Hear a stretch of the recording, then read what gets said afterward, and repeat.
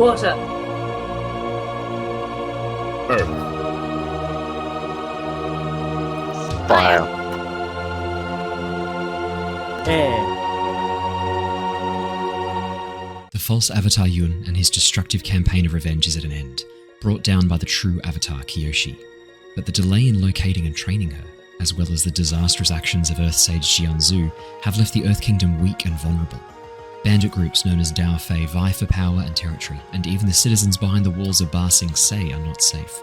Remnants of the Fifth Nation, a southern water tribe pirate group, and the Yellownecks, a particularly brutal outlaw organisation, still linger in the shadows, waiting for the opportunity to strike. With the Earth Kingdom in disarray and Kyoshi needing competent allies to help restore balance, who will answer the call? G'day, I'm Brandon. I'm playing Keeko Moo, Waterbender from the Southern Water Tribe, and I'm just looking for a good time. Hello, my name's Andrew. I'm playing Jedd, the disgraced Airbender. Hello, my name is Archie. I play Ted, the Airbender.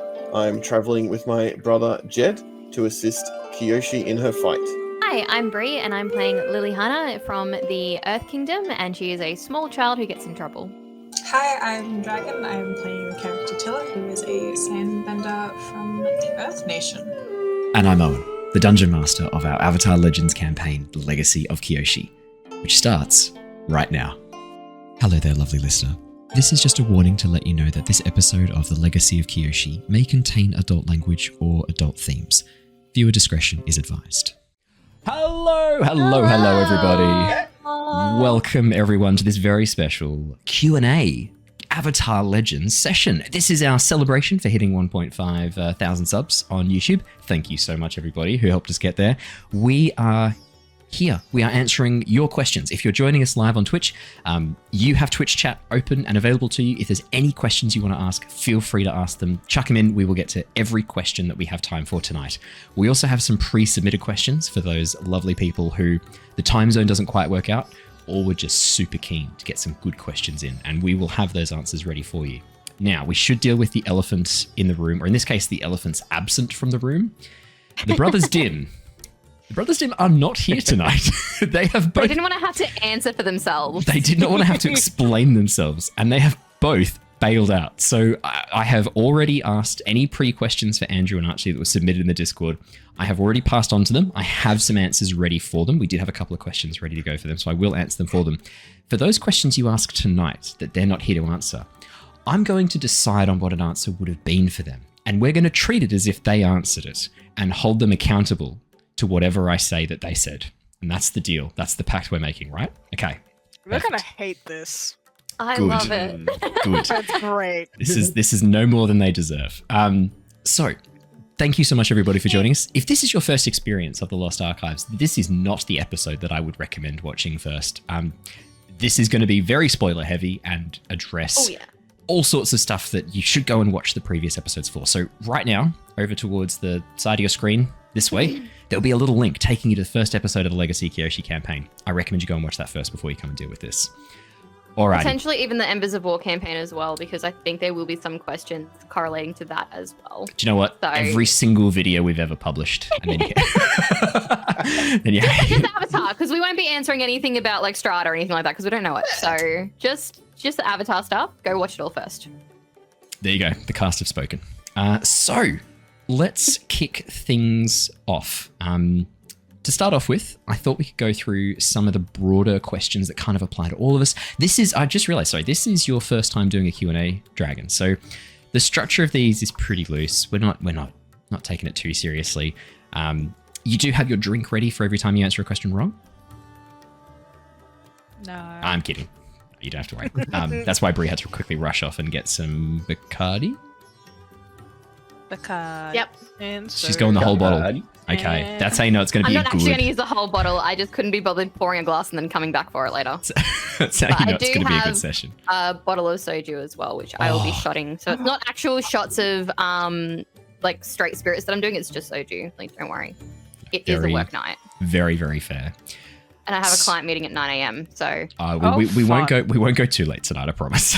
So let's jump into some of the question and answers. Should we get Andrew and Archie's questions out of the way, or do you want to sprinkle them in as we go so that I have the most chance of hiding away the awful shit I'm going to make them say?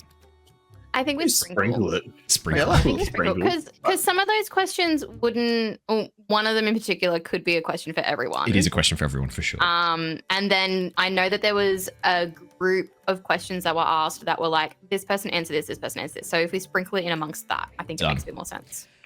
Well then, Can I answer one for them, like in their voice? Like you ask the question, then send me the answer, and I'll answer it. yeah, it's just in the messenger group, mate. You can see their answer straight away.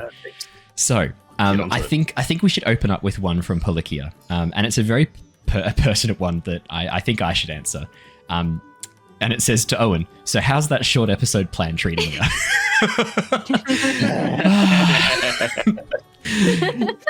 Here's the thing. I did originally plan on doing a shorter campaign of Legacy of Kyoshi as a way of kind of giving me a chance to prepare for the follow-up of Embers of War and also get things kind of ready for the sessions and the campaign I was planning to do with the Stormlight Archive. Two things have slowed that down. One is that the Stormlight Archive Quick Start Guide is good, but I really want to jump in with the full version of the rules straight away. I really loved that we did a lot of the quick start stuff with Embers of War, but we had about 6 months, or I think it was even 7 or 8 months, where we had the quick start, whereas the Stormlight Archive full rule set's coming out really soon. So I feel like we're going to get started with the quick start and then immediately have to switch over to the full rules. So I'm happy to wait a little bit longer for that. We also are really having fun with the Kyoshi era, and the shorter kind of arc I had for them in mind, I just found it played out better if I stretched things out a little bit. It meant we could explore a bit more of the world during Kyoshi's era, and it is a really interesting and cool time period in the world of Avatar with a lot of differences. So, I'd like to say that it was all intentional from the beginning, and I was always saying a shorter series for some reason, but no, I genuinely intended it for being like 10, 12 episodes, and this is episode, 20, 21 Q&A special, so... Look, I'm about as good of keeping track of our episode count as Archie and Andrew are of keeping track of the brain cell they share. Let's just put it that way. I have a follow-up question to that for you. For sure. So obviously in the part of the campaign that we've done, we have essentially gone off on 2 missions total, and then one of those missions got very sidetracked, and that's where we are now. Did you always intend it to pretty much be like maybe 5 missions total, 2 episodes each kind of thing, and then we all just got carried away on this one, and then you just let it go? Yes, that's 100% what happened. Yeah. Part of it was as well because we brought in Dragon as well at the end, or like partway through mission number 1, and we had such an interesting dynamic between the character of Tilla and the bandits, because obviously there was no connection that you had with the bandits from the Seven Races. And then when we designed Tilla's character, and Dragon was sort of saying like, oh, like it'd be fun to be like a bounty hunter, and I was like, actually, this actually fits in rather well, and I could tell an overarching story with this. So essentially what happened was I saw opportunities for a greater narrative structure happening in the background, which I'm always going to bite every time. I can't help myself. I can't stop myself. So yeah, 100% you're right, Bree. The plan was to do like 2 or 3 episodes, self-contained adventures, and I was going to do like 2 or 3 episodes, 3 to 4 missions, and then have it kind of be leading into you, the lot of you becoming the inspiration for Kyoshi to set up the Kyoshi Warriors. And I thought that was a really cool way to kind of have, because at this point in time, she's set up the Dai Li in Ba Sing Se, but the Earth King is now taking control of the Dai Li, and they now no longer work for Kyoshi. And this is when Kyoshi kind of decides she needs an apolitical group of warriors to support her. And I thought this could kind of be how she discovers that need, by relying on the mercenaries and going, okay, it was great to have this group who were loyal to me, but I need to train them next time. Because I know how you guys operate. I thought, this would be fun. So I thought that could be a really cool way to do it. And you would be the first generation of Kyoshi warriors. Or not the Kyoshi warriors, but kind of be like the inspiration for Kyoshi, creating the Kyoshi warriors. Because you had intended on also having like guest stars rather than bringing on one and then just keeping her. Yeah. Which we're not mad about at all. Like, no. Absolutely fucking love like it. the character arc we had for Tilla just fits so well into this overarching narrative. I was like, well, I've added another slave to the pen. Now Dragon's here forever. Lock her down. So was the initial idea like each self-contained adventure would have a different guest star in it each time? 100%. Basically. Yeah. So I had a whole bunch of people lined up. That makes sense. ready to come in as guest stars and ready to get up and running. It also worked out quite well that Dragon was able to stick around because one of those is having a baby in about 14 hours. So it would have been a very quick appearance. Dang. Yeah. So we're at that age now where we're starting to see other life events kicking in. And so it's harder to commit to. Yeah, exactly. So it's harder to commit to that kind of stuff. So it worked out really well that Dragon was A, able to stick around, B, happy to stick around, and C, came up with such a cool character concept that fit in so well with that first mission that I was like, all right, it's another long form, overarching story with like persistent villains in the background working away against you. Yeah. So it ended up like I try and resist this. I want to do short episodic contained things. I don't think my brain works that way. I'm too busy trying to make connections with things. I don't know how to stop. The thing is, it's not even that. It's, you don't know how to railroad. No, Like, I hate railroading. No. I love that.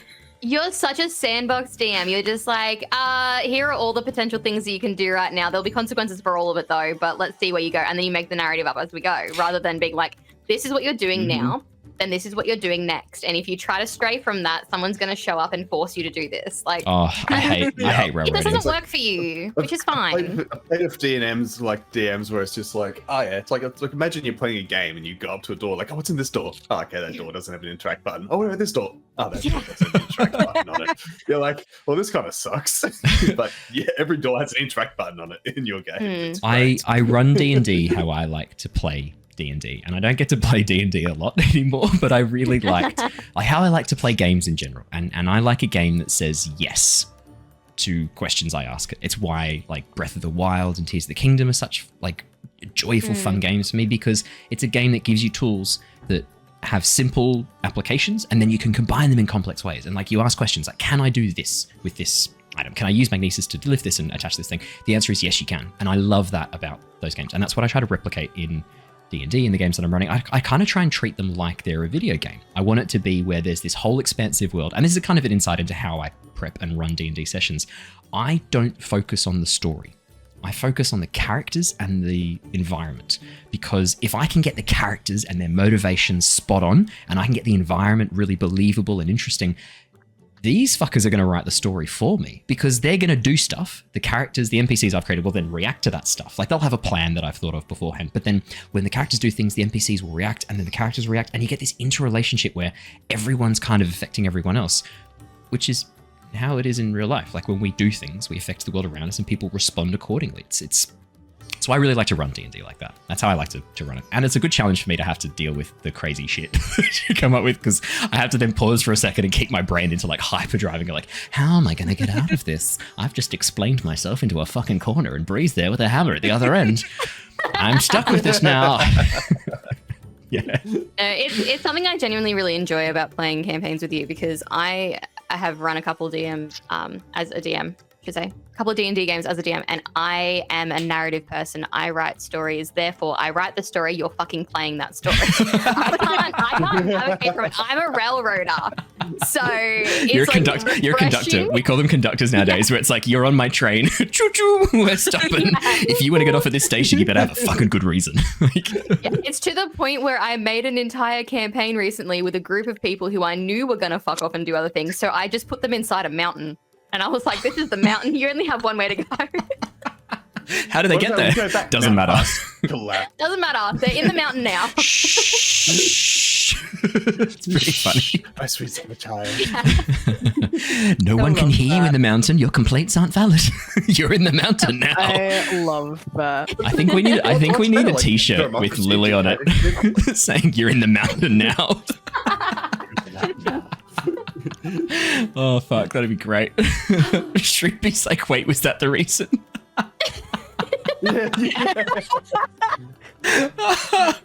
Oh my god. Yeah, sorry about that. All the truths now. Oh, fantastic. That's really funny. What are we talking about? Welcome to the Q&A sessions, Dragon. It's very easy to get started. Much like our campaigns, it's very hard to keep on track. Oh man. Everything's open-ended.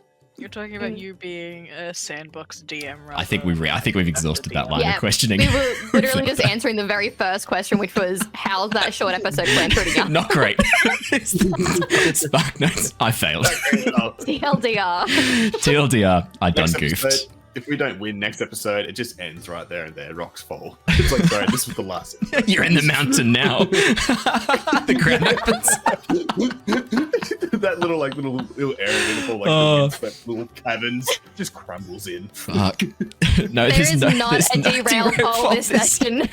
This is a derail. This entire episode is a derail. Just derail. Oh my god. Good question though.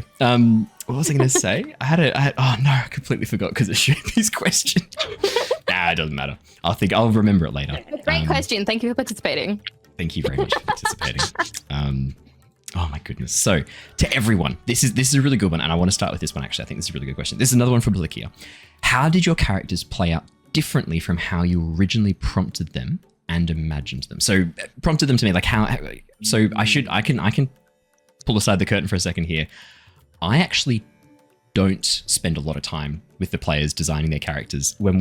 Before we do our session 0, the only things I get from them are general artwork and the name. And the reason I even bother with that is because it has to be on the overlay to look pretty. Everything else we do together in session 0. So in terms of like what I'm prompting or working with them, I really leave it up to the players as much as possible. I feel like it's my job to interact with the characters they create, not for me to give designs. Like if a player comes to the table and says like, I really want to be a waterbender who's been a pirate, I go, fantastic, this is what the world has. Did you want to fit in with the Fifth Nation, for example? I wonder who we're talking about. And normally that person goes, oh, fuck yeah. Yeah.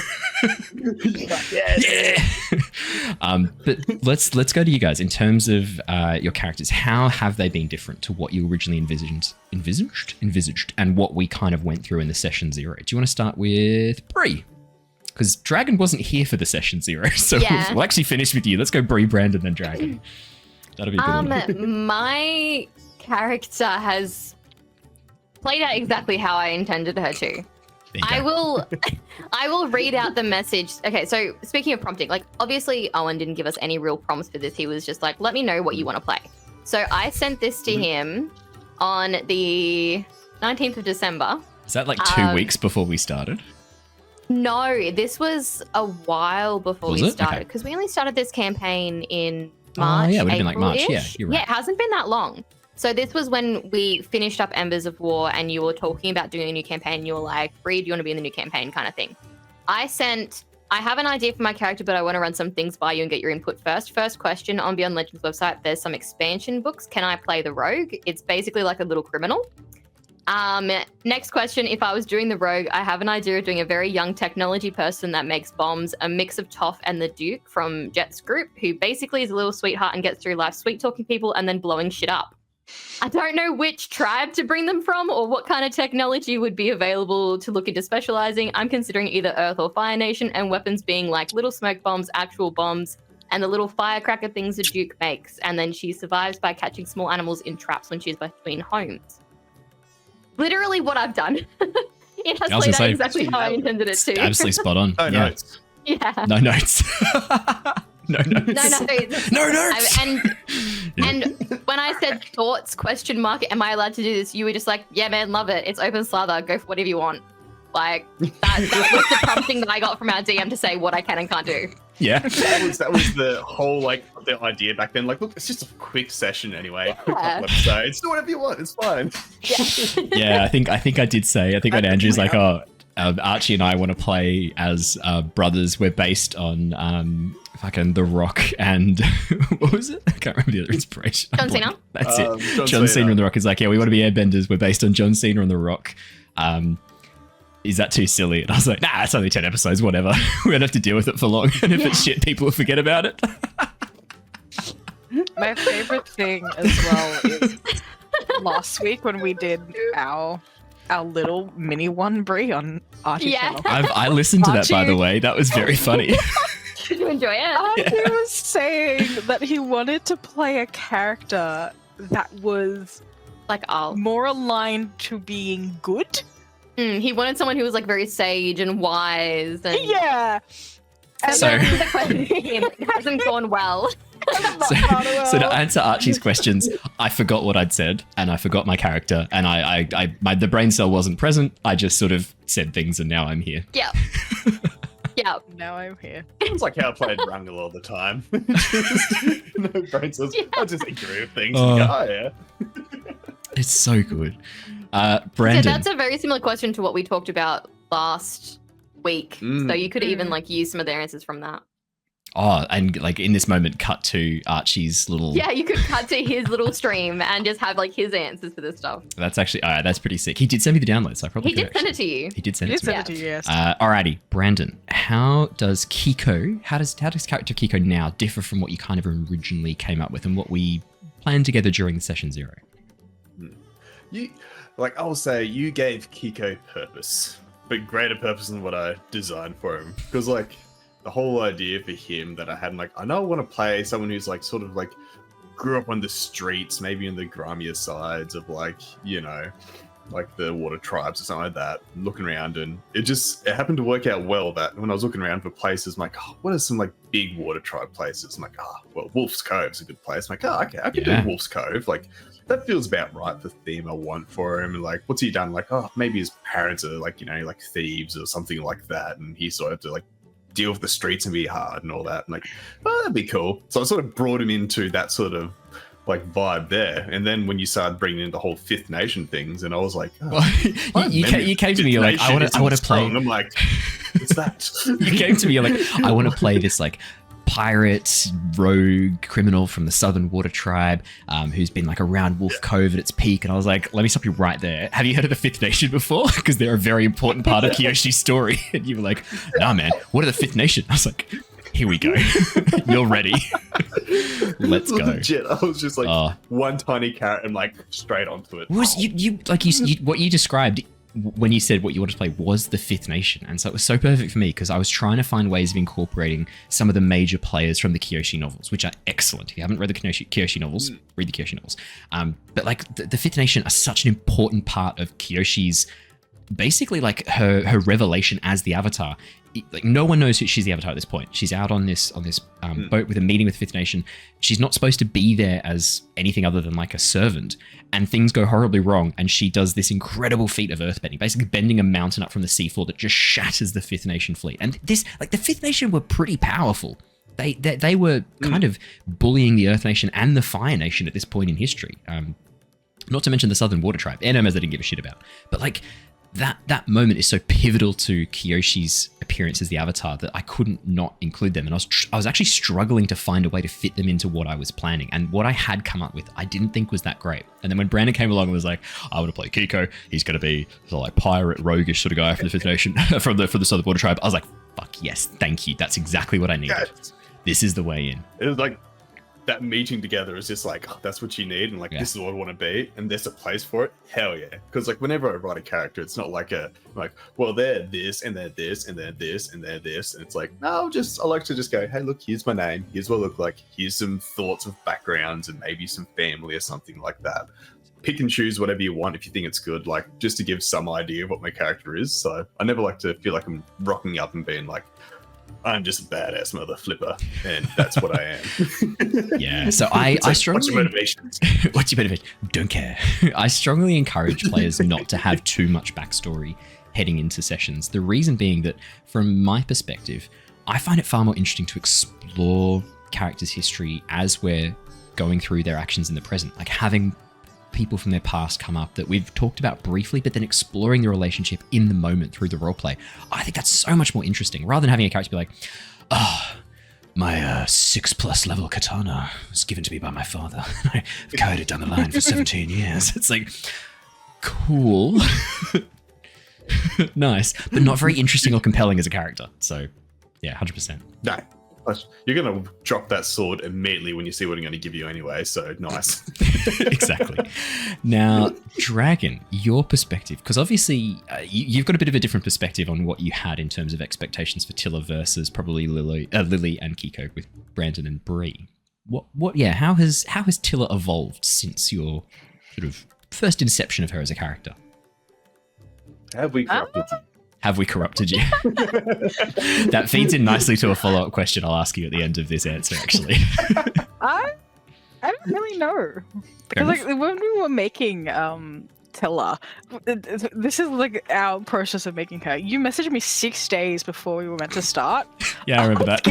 I remember that. Yeah. If I wanted to join this campaign. Yeah, I remember and that. I said, sure. And we made a character in maybe 10, 20 5, minutes. 10 minutes. Yeah.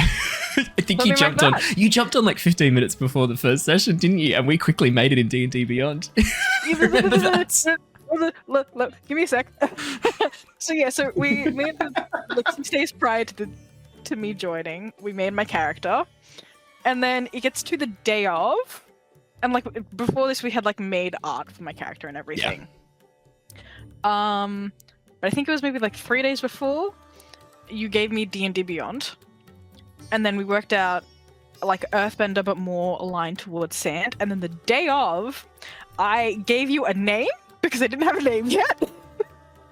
And then we also changed the character design slightly because it used to be a green dressing and everything to the Yeah. sand. Oh, I remember I was a bit stressed that morning because like we changed your design and I was like, we're going live in 3 hours, Dragon. Not my fault. No, that's okay. That's Yeah, very so fair. like me making the character, like it was very, I wouldn't say rushed, but like I've never like really made a character. So like this is like what I think like this maybe the second D&D campaign I've ever done. First one that I did was very, very different to this one. Oh yeah, well, it'd be D&D rather than Avatar Legends, I'm guessing, because there are very different it was, systems just on the get-go. Not D&D exactly. It was another one called Pathfinder, I think. Oh no, Pathfinder. Pathfinder's great. Yeah. Pathfinder's more complicated than D&D. Well, in some ways. So like making the character an avatar and then making from what I knew, it was very, very different. But I did enjoy it. I want to say more, just I enjoyed it differently because it gave me more of like, oh, I don't really have to stick to anything. I can kind of just go in and wing it. Yeah, it's one of the best things about the Avatar Legends system is it's just so easy to pick up and play. And like the whole thing that I feel like when I went in is because I'm playing the Guardian role, more of being like defense orientated rather than like attack orientated. Yep. And then I never got to use it until like 2 sessions ago. Yeah. To the So point where that is I don't think probably, most people in the like- community knew that your playbook was the Guardian. I don't think most people knew that. I think they assumed you were playing the it was always, sheriff. Like some custom It wasn't- playbook. Yeah, The it wasn't sheriff. until you were like Protector's Oath, and I was like, oh shit, you're a Guardian. Who's your warden? And you're like, you. And I'm like, oh shit. Yeah. What? So Did I feel not have to like consent to this? It's probably- like, no, your compliance was not a factor. I decided you're my ward. Like, let's go. So probably like from when I started to like how it is now, probably just the fact that like this is what I had in mind and I didn't get to use it until like 20 sessions in. Yeah. Well, I've got a good follow-up question for you that I think perfectly follows on from that from my quad. Dragon, how soon do you think you're going to crack and start to join the insanity and kind of forget that you're a cop? I think it's already started. I think it has a little bit. About 5 sessions ago. I think all the shit that's what? kind of going down on the islands is potentially putting you in a bit of a difficult position. I mean, is it though? Because I'm taking it in the light of like I've just watched a guy murder a child. True. That was Right? that is what we I am finished a on last session. I am Yeah, a sheriff. that's very true. My ass is I want to beat him up or capture him alive. Oh, and that's, if not, then it's dead. it's got to be a hefty bag of gold for whatever parts of him you can bring back to the Seawong Oasis. Yeah, so I don't feel like I've cracked, essentially. Do you think you're going to? Bent a little bit. Oh yeah. I think like the morals have like shifted away from like the stoic, like maybe I got this wrong and all that, but yeah, I partnered with a child arsonist and a known criminal. You haven't said anything about it yet. So. And at this point, just, That is true. I feel like in the case of Keeko Yeah. specifically, it's more of like... he has a bounty on him. You can claim it at any point. Like, take him to any port, and you can trade Keeko for money. Like, Yeah, but I also feel like piece of paper. that's not the only one. What are you talking about? Yeah. I also feel like What a dude draws the bad guy and then goes, "Well, I'm done." Hangs it up on a wall, and that's it for the whole world. We got him. Yeah, that's it. I feel like if Tilla had known about Keeko being part of the Fifth Nation a lot earlier in the campaign, Yeah, things might have changed. probably she would have. But That would have been she interesting. found out like a lot later. Yeah. After we've hung out with him a bit. Yeah. And it's more of like shedding a light, like a different kind of perspective on the scenario and everything. And now it's more of like, oh, this is what they were going through. This is what they were just trying to do. Did he intend to do this? No. Is it still bad that he was a part of this? Yes, but I'm not gonna screw him over now when he's trying to change. Yeah, and I guess Keiko's in the position where, in terms of the laws that he broke, obviously piracy. Let's just get that one straight out of the way. Yeah. Put that out there. Put that out there. But in terms of like I guess Tilla, your kind of focus is on people who break pretty serious laws from the sounds of it. Like, I mean, you were hunting down although you were hunting down bandits for theft. Keeko would have stolen shit. No, you're right. Yeah, I was going to say like maybe it's also the facts. No, but also 100%. No, you would have definitely hunted down Keeko early on. Like 2,000,000%. Yeah, like early on, like So you have been the a little first bit. couple campaigns, Yeah. it probably would have been like very stick to the rule. Like, you have a bounty on your head, you did something wrong, hand you over to authorities, kind of thing. Yeah. But if it very much feels like, and this is how like I would have probably played the character if I was actually the character. Like, you're with them for all of this time, and like you get to learn things about them that you don't get from like hearing rumors and everything, and like getting information from like other people, which is like, even in that instance, more like 10th, like it's like the information from 10th down the line kind of thing. So it feels more natural and realistic that if she got him caught early on, she would have done it. But now later in, where she's actually like spent time with him and like gone in all of these crazy situations where it was do or die. It's like, okay, yes, I understand that you messed up and you did some bad things, but also I'm not going to ruin your entire like life now when you're trying to change and be better. He's already learnt the lesson that we want Yeah. prison to teach. Yeah, like he's already learned He's rehabilitated the already. lesson. Yeah. So He's doing what more would good be out here than the he is in there. point? Yeah. Yeah, It so sounds what would like be you're the point saying- other than just Sounds like incarceration doesn't solve the problem. Crazy.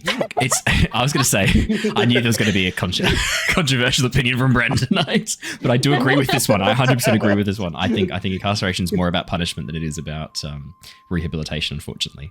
I was going to say, it sounds to me, Dragon, like you're saying you shouldn't judge a man by his wanted poster, and that's the tagline I'm going to take away from this, which I quite like. Love that. yeah. Yeah. That's fair. Like, the character if I said I progression was- that we've seen from you is like, you started out as, this is my bounty, I go catch them, whereas now you're starting to separate the crime from the criminal. Yeah. You're starting to see Yeah. that there is multifacets to people, and Yeah. they're not just defined by the crime they've committed. So it's almost like you've gone from being like a law-abiding robot to, you know, a human being kind of Yeah. thing. Like, Law-abiding, but still Constantine sort of understanding character or consequences. some Yeah, like, which is- like noir sort of like the hey, I hunt down the actual bad guys, not just Yeah. anyone's got like a bag over their head sort of. Yeah, which is like the But whole if thing of I like did say as a the- pirate in Seawong, you would have arrested me immediately, so I'm glad I didn't. Yeah, so it's like the whole thing now, like we have this new villain who, in my eyes, like I can very much see that what they are doing is messed up. And it would not be like they don't like, this is one of those instances where it's like, no, as my job, as what I do, this is someone I need to catch and I need to detain and protect people from. you've So got bigger I'll- fish to fry. Oh, Yeah. yeah. I'll share something about Admiral Kong. So obviously we know Kyoshi later on. We see Kyoshi during the events of Avatar: The Last Airbender when she takes out Conqueror, Chin the Conqueror, and we see she has this very absolute stance. Like, when people have gone too far, to maintain balance, we need to put them down. I thought it'd be really interesting if we explored the people who she met earlier on who made her think that way or who helped her reach that opinion. And so Admiral Kong is very much, I want to make someone who is irredeemably evil, someone who does not deserve any second chances, who will take the second chance you give them and use it to cause more harm. Because people do exist who are like that. And it's very important that we understand that, like, we shouldn't be redeeming every villain. Like, and Avatar does a great job of that. Avatar: The Last Airbender does an awesome job. If you look at Zuko and Azula, that's a beautiful version where you see like someone who's able to come back from the brink and someone who is not. And so I wanted to make Kong this very much like, here is someone who is so evil that it's going to change Kyoshi's worldview and affect her entire future path with how she treats villains. Because some interaction had to have got her to that state where she's like, nope, you just have to kill people sometimes. It's just the easiest way. And like we saw a little bit of it in the books with the Yellownecks, but I wanted to explore that a bit further. I thought, here we go. This will be fun. I've got a follow-up question that kind of feeds on from that. And this is, I guess for all three of you, I would say that this kind of matches on. If you were burdened with the responsibility of the Avatar, would you be an Avatar for the people or a selfish and self-interested one? And this is from Mike Quad. The people. The people? Me personally, the people. Lilly, herself. Herself, yeah. Yeah. What about Keeko? So we know Brandon for the people. Keeko for the people? I feel like Keeko would still be for the people. Like, he was into like Fifth Nation for the camaraderie of it. Yeah, and true. going against the man and all that sort of stuff. Yeah. So he'd be like, I'd use this power to raise up my people. And then it might just be through like, piracy. But he'd be doing it for the greater good. Now, I think I can guess Tilla's selfish. No. Get a lot of bounties. Tilla would definitely be for the people.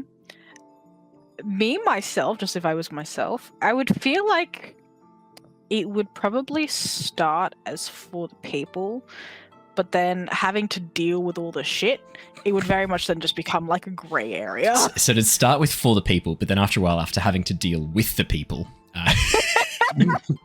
It's just like, okay, sometimes I'm going to be a bit selfish. Sometimes you people need to Customer shut the service. fuck up. Yeah. Yeah. Shit. It really is just customer service, No. God damn it. Absolutely, for sure. I think, like, more seriously, like, Lilly would be selfish to start with, and then something would happen. There would be some catalyst, someone that she grows attached to, gets hurt because of it or something, and then she would change. Yeah. Because she's still young. Yeah.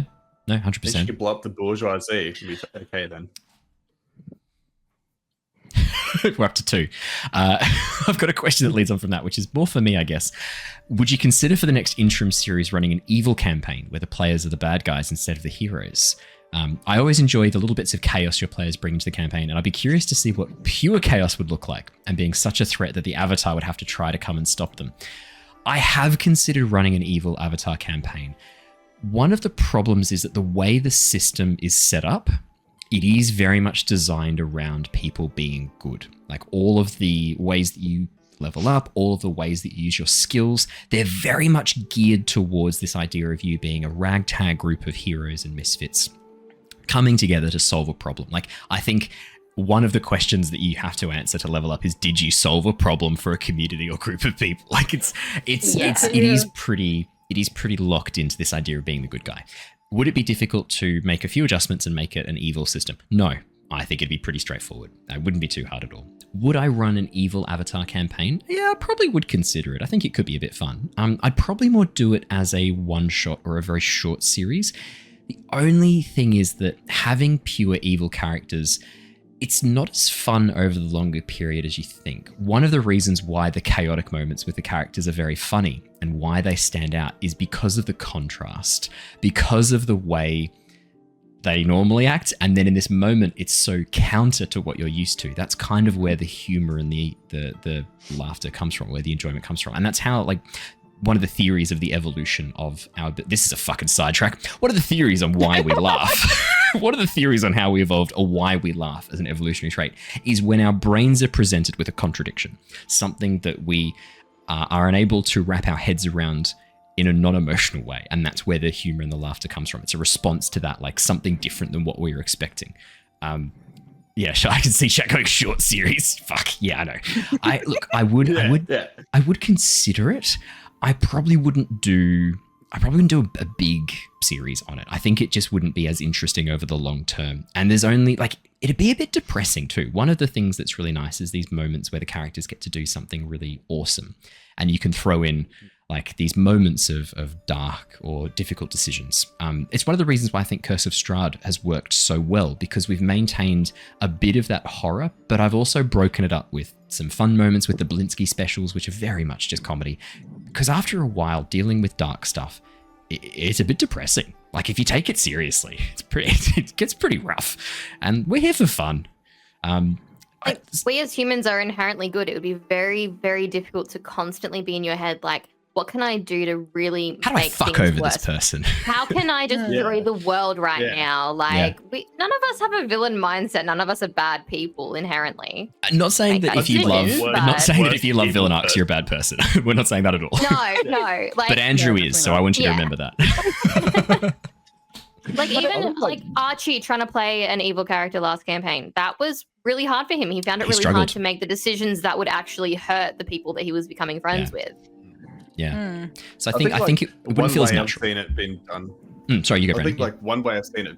Yeah, this way I've seen it done well before. Have anyone seen Escape to the Blood Keep? Escape from the Blood Keep? It's what was it? Brennan Lee Mulligan did it, like Dimension Love Brennan. 20. Yeah. One of those I love ones. him. Fucking love him. Brennan. Such a man. Such a good man. What a man. He did what a man. But he did like Escape to Blood Keep, but it was a campaign about like in D&D, evil characters, fantasy, sort of all that sort of stuff like that. But it's like they're evil people, but it's kind of like a Seinfeld-y sort of version of evil people. Like, yeah, they'll murder people, and there's like ghosts that have been around for centuries and all that. And yeah, you're doing terrible things against the tribes of man and elves and all that sort of stuff like that. But it's kind of just like, you know, just the other side of it. You know what I mean? It's not like you're going around like crushing babies all the time. It's just like It's interesting you went straight for that as an example, elves. Brandon. Yeah, it's not like evil, like maniacal, like. It's Like, yeah. the Comedy villain, I it's a like fun side. like Bond villain Yes, style. I yeah. think that is funny, and I think you can have a lot of fun with that. Like over the top, I think that's entertaining, 100%. Could do that with I think Avatar. the that'd way fit to well. do it would be to essentially have a moment in history that maybe didn't exist. So there's no real lore around it that the players would know what you're even talking about. And you're working for an organization and you're doing things to help this organization. And then the last episode, the Avatar comes in and is like, you've been destroying things. It's time to kill you now. Like, I think that'd be the only way to do it. Like, make us think that we're doing the right thing this entire time because we're following what we're told to do. And then Be a fun at twist. the end, be like, actually, you are the evil guys. You are the people doing the wrong thing. That could be I a think fun that's twist. the only I like way to that. really run that. I reckon you could do like a Bond-esque villain thing where you have like the four of you playing a supervillain who's trying to trap the Avatar, trying to capture them, and you could do like and it'd be a short campaign, wouldn't be a long one. What you're describing is a much longer campaign, Bree. Like that would work really well for a long campaign with that sudden twist. But like for a short campaign, you could almost have you guys almost being like Bond-esque villains trying to capture and trap the Avatar, and it's all this very like over the top contrived, like being a bit silly and a bit funny with it. I think that could also be entertaining. And it's still being evil, but Yeah. it like keeps it. Stop putting short in quotation marks in the chat. I know. I know. Okay, I know. I know I'm a caricature of myself. It's okay. You don't need to remind me. Oh fuck. Yeah, I also think like trying to do even just like a normal story from the perspective of a character that is always bad and always makes the worst decisions.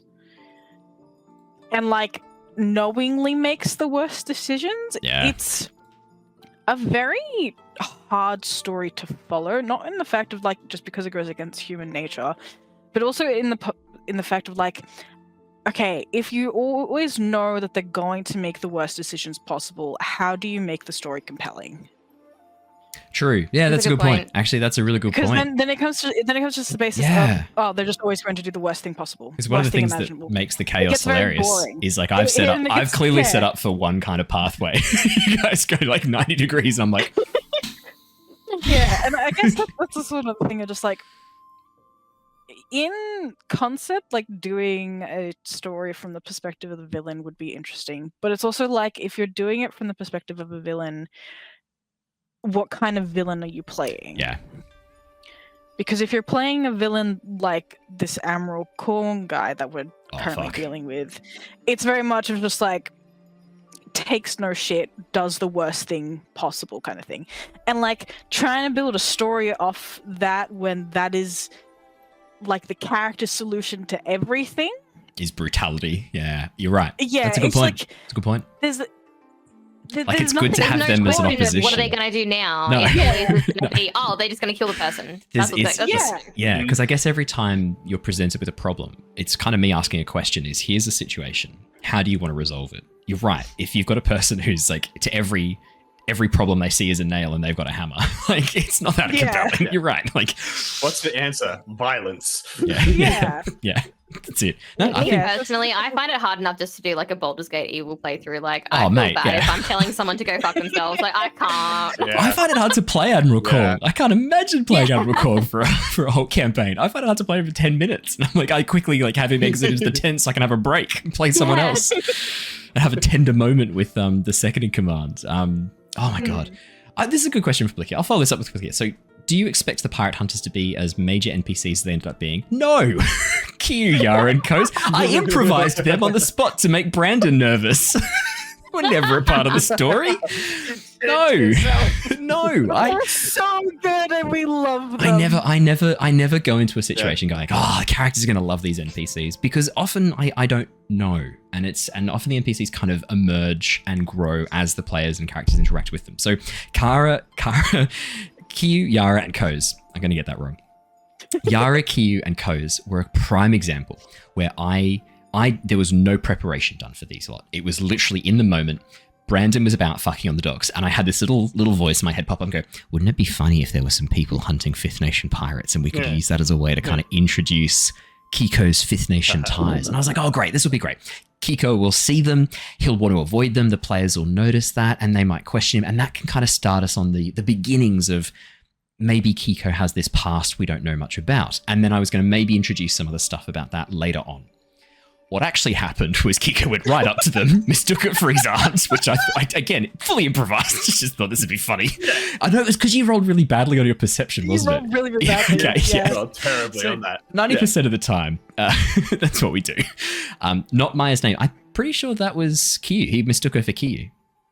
No, it was someone else. I'm pretty sure it was someone else because it wasn't the woman who stayed on the dock. I'll have to go find my notes then. I'll go look through that in a minute. But yeah, so no. I just remember seeing a comment on one of the YouTube videos being like, did we ever find out not Maya's name? And you being like, guess the players never asked, LOL. It's a bit of a cheeky answer. Normally I'm a bit nicer than that. Was I really bad? I must have been in a funny headspace that day. So, it was another Wheels Barrows moment. Yara, Q, and Coase. No, there was never any. I never intended for them to be important NPCs at all.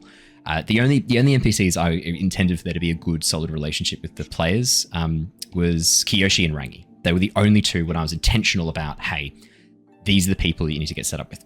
Rangi, because at the beginning of the campaign, they need an anchor character. Someone who they can kind of align to, someone they can interact with, someone who they can kind of have a grounding situation with to get them ready for the world and to give them purpose, like to give them a something to focus on and do from the very get-go. And so Rangi was always going to be very important. And obviously it's called Legacy of Kyoshi. AquaticArchie was going to make an appearance.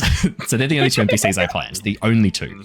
Everything else, especially Yara goes, that was 100% just me being a shit and trying to troll Brandon in the moment. And then you guys just really latched onto them and really liked them. And so I developed their characters fully on the fly. At no point have I sat down and determined what their characters would be like, who they would be. I just, in the moment, created them, which is often, I think, how most of the really fun, great NPCs work, like the old man with the fish. Again, fucking the reason that our entire Embers of War campaign was derailed was because in that moment I thought, it'd be funny to troll Andrew with an old man talking about ghost fish. Well, turns out it plays both ways. Like I get a hook and now I have to reel in this fish that I've just caught and I'm stuck with it on the line. I could cut the line, but I'm not willing to do that. It's like if the players ever are motivated enough to like go after a goal, to talk to a character and bring a character along, try and engage it. Like as a DM, that is the best thing. You need to give them a reward for that. Like whatever they're trying to do, give it to them. If they're trying to get a character to interact with them, have the character come along for a bit, have them join them, because they're telling you what they want to do in that moment. And if you're not listening to that, then then that's railroading. It's a missed opportunity. Yeah. Don't talk to them. Choo choo. As we go along. I think I've got a question. Okay, this is one for all of you. Would you change anything about your character? This question comes from Tabs.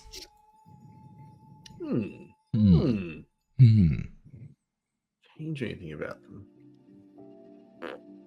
I don't think so. Cool. I think I like Tilla the way she is. I'll answer for Archie. Yeah. Grow another brain cell. Just one more. Just one more.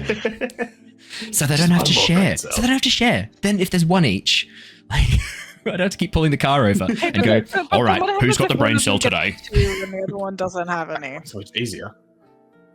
I have moments during the campaign where I'm like, I wish that I had picked a bender because then I'd be useful right now. Or I wish that, Lilly was an older character so she could do this in this situation and be taken more seriously and things like that. But overarching, I'm pretty happy with who she is and where she is now. Like, she's pretty useful in most situations. It just seems to be like those kind of world-altering situations. Like, for example, when we were going into the iceberg and there was that wave or something like that. Like, she couldn't really do anything to help. She has no way to help. She's sitting on the boat. She's a small child. She has a pocket full of bombs.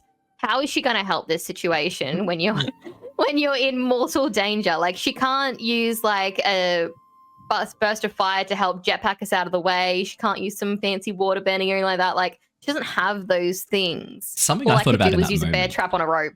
Something I thought about in that moment. The bear trap on a rope was a good solution. Something I thought about in that moment though. Like I guess you could have like lit up a bomb and thrown it into like counter the wave as the wave's coming towards you. Explosion would have. Yeah. I would have allowed that 100%. So I was so worried you would make me roll for it, and then I would, it would just that's how come it back works. on the boat, Yeah, but and it would blow up the boat. Like, Of course I'm going to make you roll for it. What do you mean?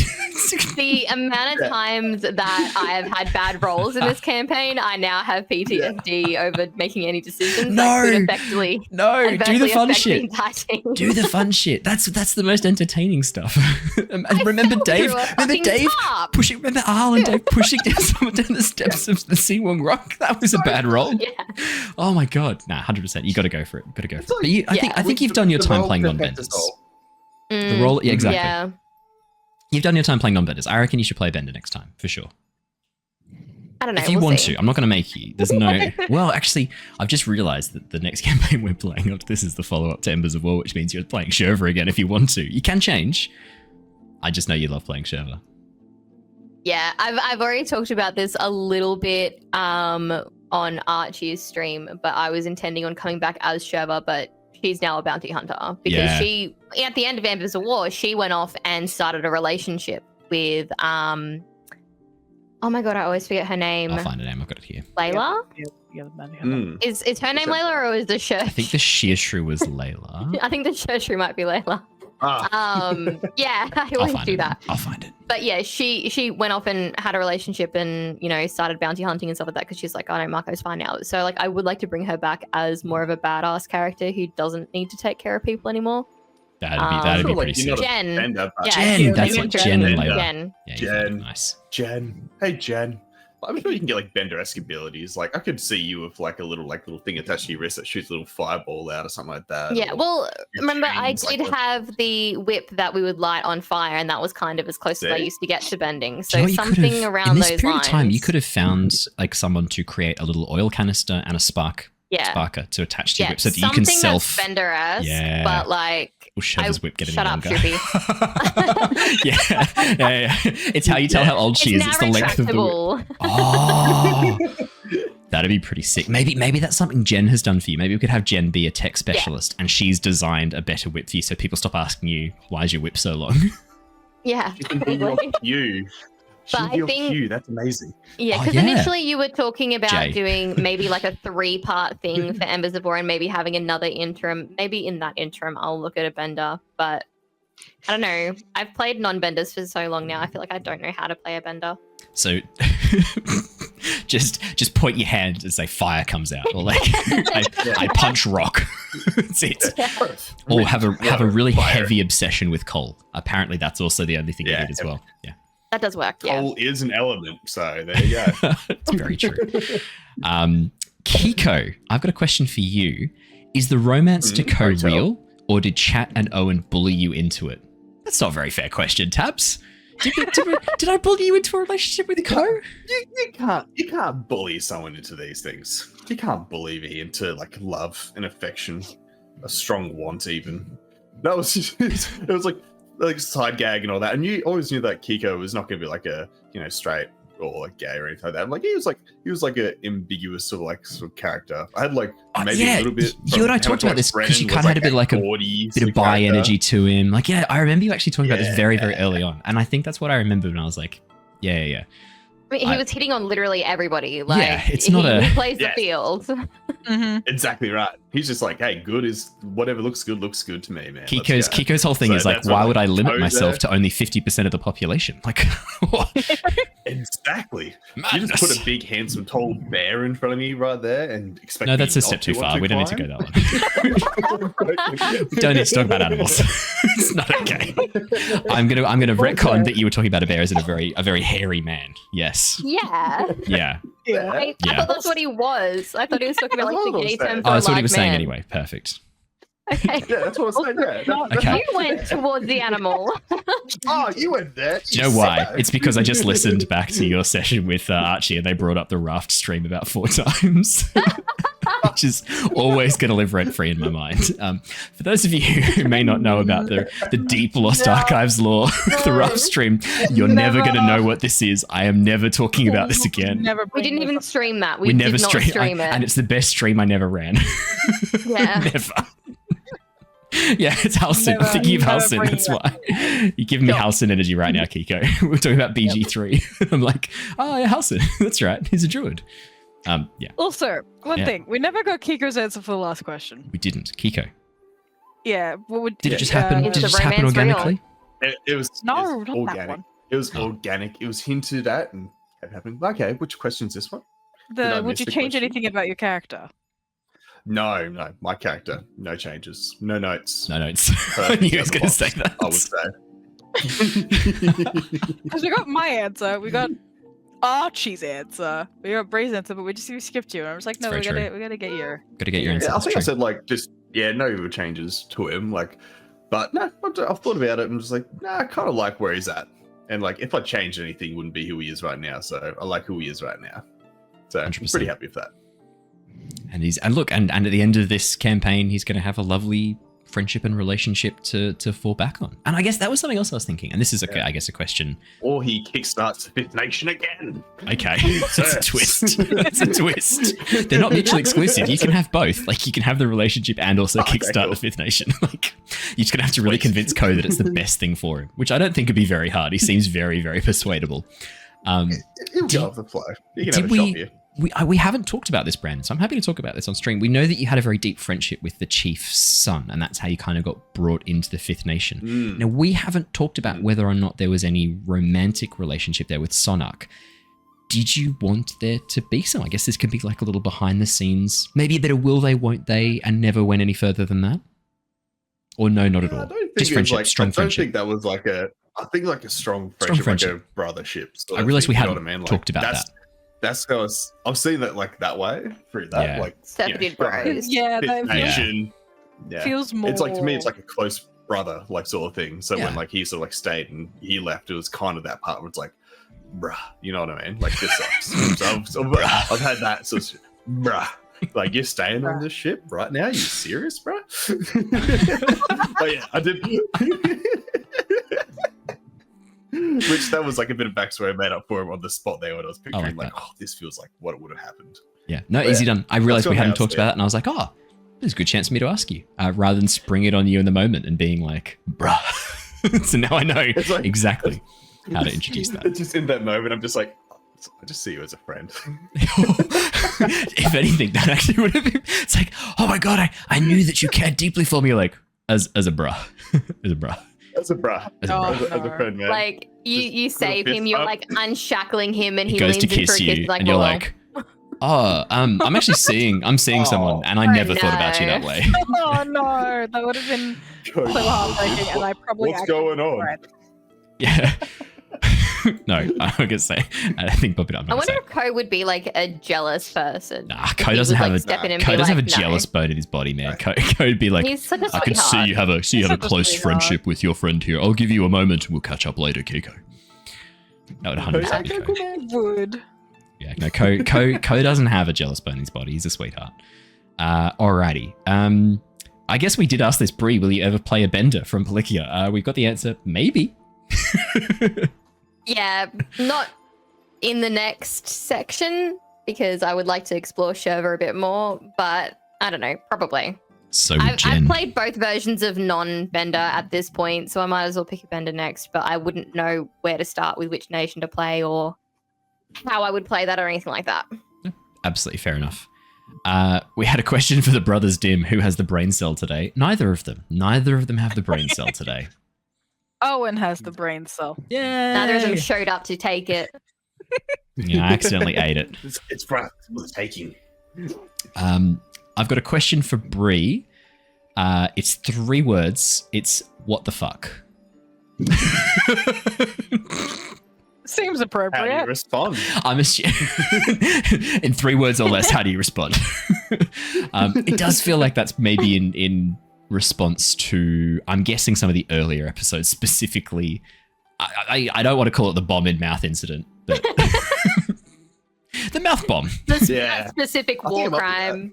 Yeah. That war crime. Oh, that war crime. Oh, I that one. committed so many. I've lost track. Oh, that one specifically. Ooh, no, okay. So let me give some insight into what my thought process was in that moment. Bomb goes in mouth. Mouth hole. Go on. Bomb fit in hole. That's it.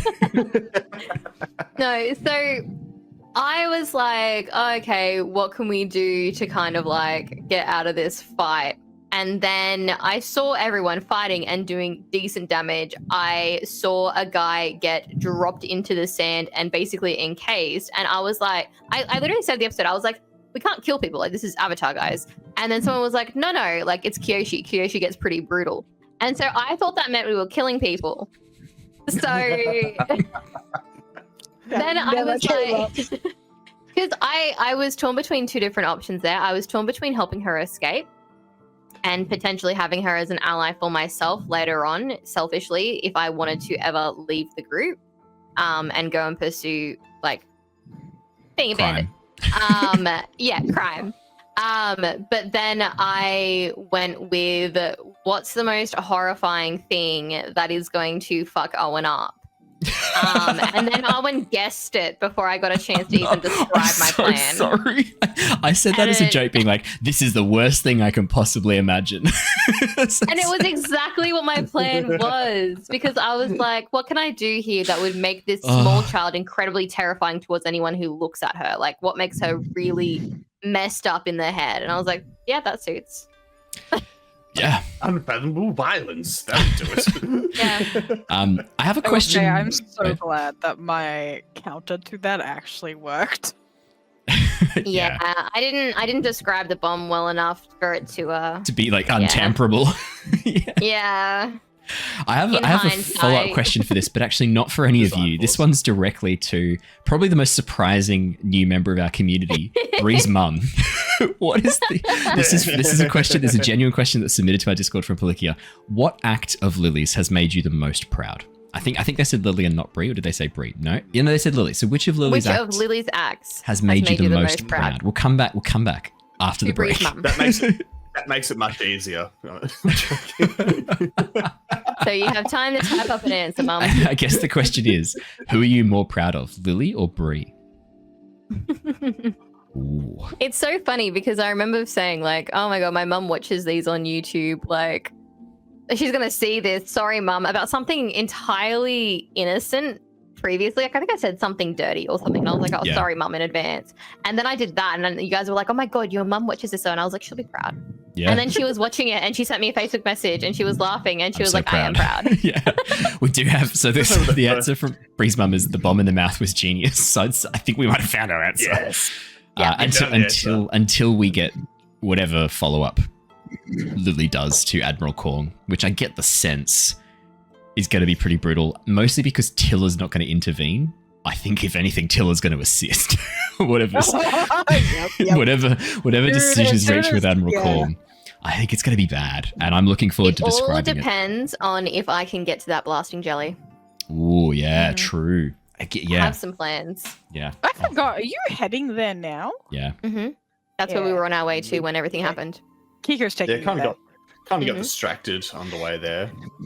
But Yeah, Now we ran this- into you over near the ships. Yeah, that's right. And You then know all what? hell broke loose.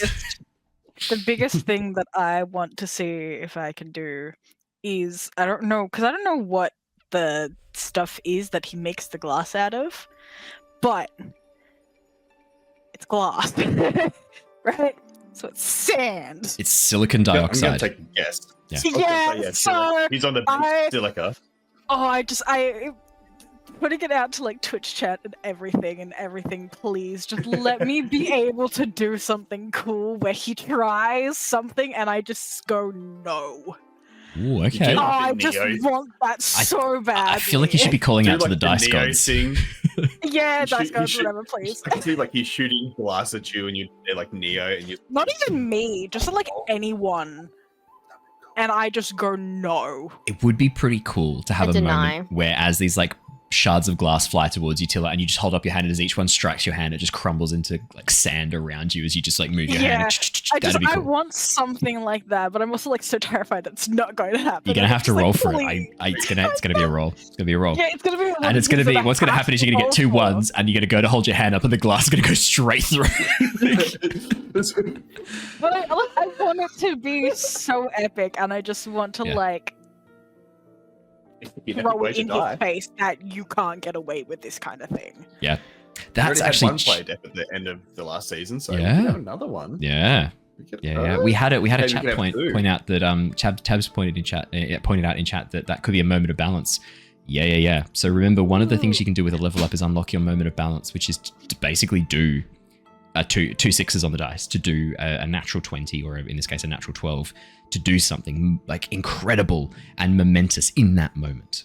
That's exactly what the Your moment moment of of balance balance is based on your playbook. So your playbook will have something very Yeah. specific for what happens in your moment of balance. I'm pretty sure from memory, the Guardians is like you put yourself into the line of fire to save your ward, and exactly you what- essentially like take like a self-sacrificial type move, which is exactly what you're for. describing. Yeah. So 100% that could be a moment of balance. That So you if, use. if for example you were maybe going to get another growth in the next session or so, Oh, maybe that might be worth grabbing the moment about. Hey, look, it's not up to me. Well, no wait, You it have is. to It's entirely also up to me. Yeah. it's entirely up to you. She's trolling. you have to be at your center to Yeah. be able to unlock the moment of balance, though, so you have to be mindful Tilla's of at a that. center for Dude, sure. I've never moved from my center. I've never touched it. It's something that came up when you guys were chatting with Archie. I do not move you around as much, mainly because the system's designed to be moving up and down each session. At the beginning of each session, you move back. I've not been doing that as much, simply because it's so easy to move yourself back to center again. You can do guide and comfort. So because we're doing such a longer version of how Avatar's supposed to be played, like we're doing more of a milestone level up, we're doing more of a continuous, rather than at the end of each session, we do it at the end of each sort of like momentous moments. It's kind of one of those things where I'm saving those balance shifts for really big moments. Maybe that's wrong. I might try with the next Embers of War, with the Fault Embers of War, maybe doing it a bit more. I'm probably not using it as much as we should, because it is really cool, and especially the moments of balance. Like, they're awesome. So I think we might It's try and play also around just with it. such a finicky mechanic that it's like, Yeah. how do you decide when someone has done something to actually like justify a movement of balance kind of thing? Yeah. It's one of those things that I think I've kept it on the lighter side and saved it for big moments where things have gone horribly wrong or things have gone really well. But we probably could do it a bit more. I think we could do a bit more. Yeah. Question for Dragon: have you been doing your Protector's Burden roll at the beginning of every session? Absolutely not. That was what constantly had me off center. Yeah. That's what made me move my balance a lot when I was playing Sherva, because you have to roll and take a +1 for each yes, and it's like, do you believe your ward listens to you more often than not? Marco, I mean, that's always a no.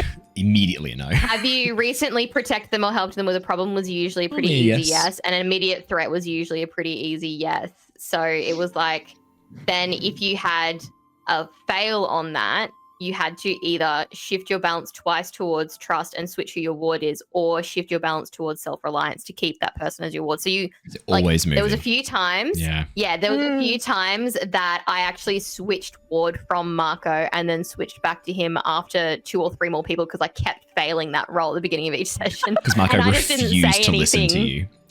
Yeah. Yeah. And there wasn't always an immediate threat. There was some sessions there where there was nothing really happening that was threatening other than like, you know, the impending world thing, but that wasn't really immediate. And you guys didn't really, I think, understand how bad that impending world threat was until after the appeasing of the Badgermore spirit. That was the moment when I think you started to realize, oh, this is actually pretty bad. Like, because you knew the spirits were throwing the world out of balance. It was like 3 weeks away. Yeah. Time. And it wasn't until that moment, and I think maybe when King started to try and like take control of the Badgermore spirit as well and try and like basically absorb it, that you guys were like, oh, yeah, we've got to get on this. Like, this isn't good. Yeah. 100%. I've got a question that's not related to Avatar at all from Foxtrot. And it's, what Pokemon would your character have? Oh, I guess it's for your characters. What Pokemon would your character have as their partner for their adventures? No legendaries, and you may only pick one. Now, Brandon, this is your time to shine. Could you please read out, in your best impersonation of Archie or Andrew, their answer to that question from the messenger? And they've got a shared one. They both picked the same Pokemon for a very obvious and quite funny reason. Yeah. Yep. Okay. Okay. This. Oh, okay. Yeah. Andrew. Like this one. Yeah. Okay. Yep. Andrew did that. Go do a lighter voice. Lighter voice. Yeah, that's it. A bit more of a lighter voice. He's gonna fucking love this. He's got lighter voice. Hey, Andrew, love you. Lighter voice. The correct answer is the brothers Dim share one Pokemon, and it's Doduo. Yeah. Because Ted picked something else, Jedd would probably have a Tallow or a Swallow, which is pretty based, in my opinion. Yeah. I think. He didn't say that. I said that. What did Jedd pick? I believe he picked Farfetch'd. No, Ted picked Farfetch'd. Because it looked stupid. Ted picked Farfetch'd. But then Andrew brought up, he's like, no, it's gotta be Doduo. And I 100% agree, because they share the brain cell, and each head, you don't know which head's got the brain cell for that session. So it's definitely Doduo. That's a great one. Archie did then say that like it would be Doduo, which is like, it's not quite a Dodrio because the third head had the brain cell. Yeah, for sure. It hasn't evolved yet. Exactly. I like that. Keeko, Lilly, Tilla. Let's say you're playing, you're in the world of Pokemon. You can pick one Pokemon to take with you on your adventure. Which Pokemon would be your partner? Bidoof. It's a good question. I reckon as the DM, I'd have to pick an Eevee, right? Or I know, fucking, you know what it'd be? No, it'd be fucking Ditto. There we go. There's something about Vaporeon. Do you know Vaporeon is the best Pokemon? If you don't know what that reference is, do not Google why Vaporeon is the best We've brought it up in a previous session. Have we? Oh, yeah, we have. Yeah. Oh, God. I think Ditto is very suiting. I want to switch to Zoroark. Someone brought up Zoroark. Zoroark's a way better Pokemon. Can I? Oh, no, is Zoroark a legendary? No, he's not. Zoroark. Yeah. Zoroark. Yes, Zoroark. The illusion Pokemon. I read this question on the way home from work today when I was in the car with Darren. I have had time to think. I think that my character Lily's companion, would be a Cyndaquil. Ooh, because very small, very cute, but very fiery and likely to just explode at any moment. I was thinking something like Voltorb or something like an actual like bomb type thing. And then Darren brought up that he thinks a good companion for Lily would be Jigglypuff. Thinking back to like the anime when Jigglypuff draws on everyone's faces once they're asleep. We've reached the hour mark, everybody. Brandon's camera has failed. It has failed. Get a fucking dummy battery. Half mark, everyone. Half mark. It's Prime. It's Amazon Prime Day. It's fucking Black Friday. Buy a dummy camera. before I have an That's aneurysm. 20. Been here. That's the 26th. Black Friday. Pretty sure. Yeah, but Black Friday sales are already Whatever. on. You're already on. Yeah, true. They're All right. all on. Jigglypuff, that's a good call out for those millennials who remember the original Pokemon anime. Jigglypuff is spot on. Yeah. Jigglypuff was a fucking psychopath like in the Pokemon anime. Yeah. Mm. I think though, like One's not Jigglypuff is Typhlosion. more like her spirit animal, more so than a decent companion for her. I think Yeah. Cyndaquil as a companion is top. Question for Brandon: when will you ever get a battery? I'll take this one for you, mate. Fucking never. Never. Never. Let this meme right out, He- boys. We'll let this meme right. Brandon has stated a number of times he is willing to die on this hill. And he's going to. It's If And- you my ever battery. don't think he'll commit to the bit, this is the bit he's committing to. This is the bit, lifelong bit. Um, 3 years, baby. Let's go. Keeko and 3 years? Tilla, partner Pokemon. Badoo. What do you reckon? It is a tough question. Like it's a good one to put some thought Brandon's to. saying a Bidoof, so Did you say Bidoof? I missed that. Yeah. Yeah, I was said it twice. I was straight up just both times. Bidoof! Bidoof yourself! Why? Pokemon. Oh my god. Fucking- You've also seen the Hat Films Pokemon card unboxing. I just think he's neat. That's all it is. He looks neat. Okay, fair. He's Look, done that's the all best. right. We've got the answer. I guess Bidoof. And if you were to pick a legendary, what would your legendary be? Bidoof. I don't know legendary. Bidoof. I don't know that many legendaries.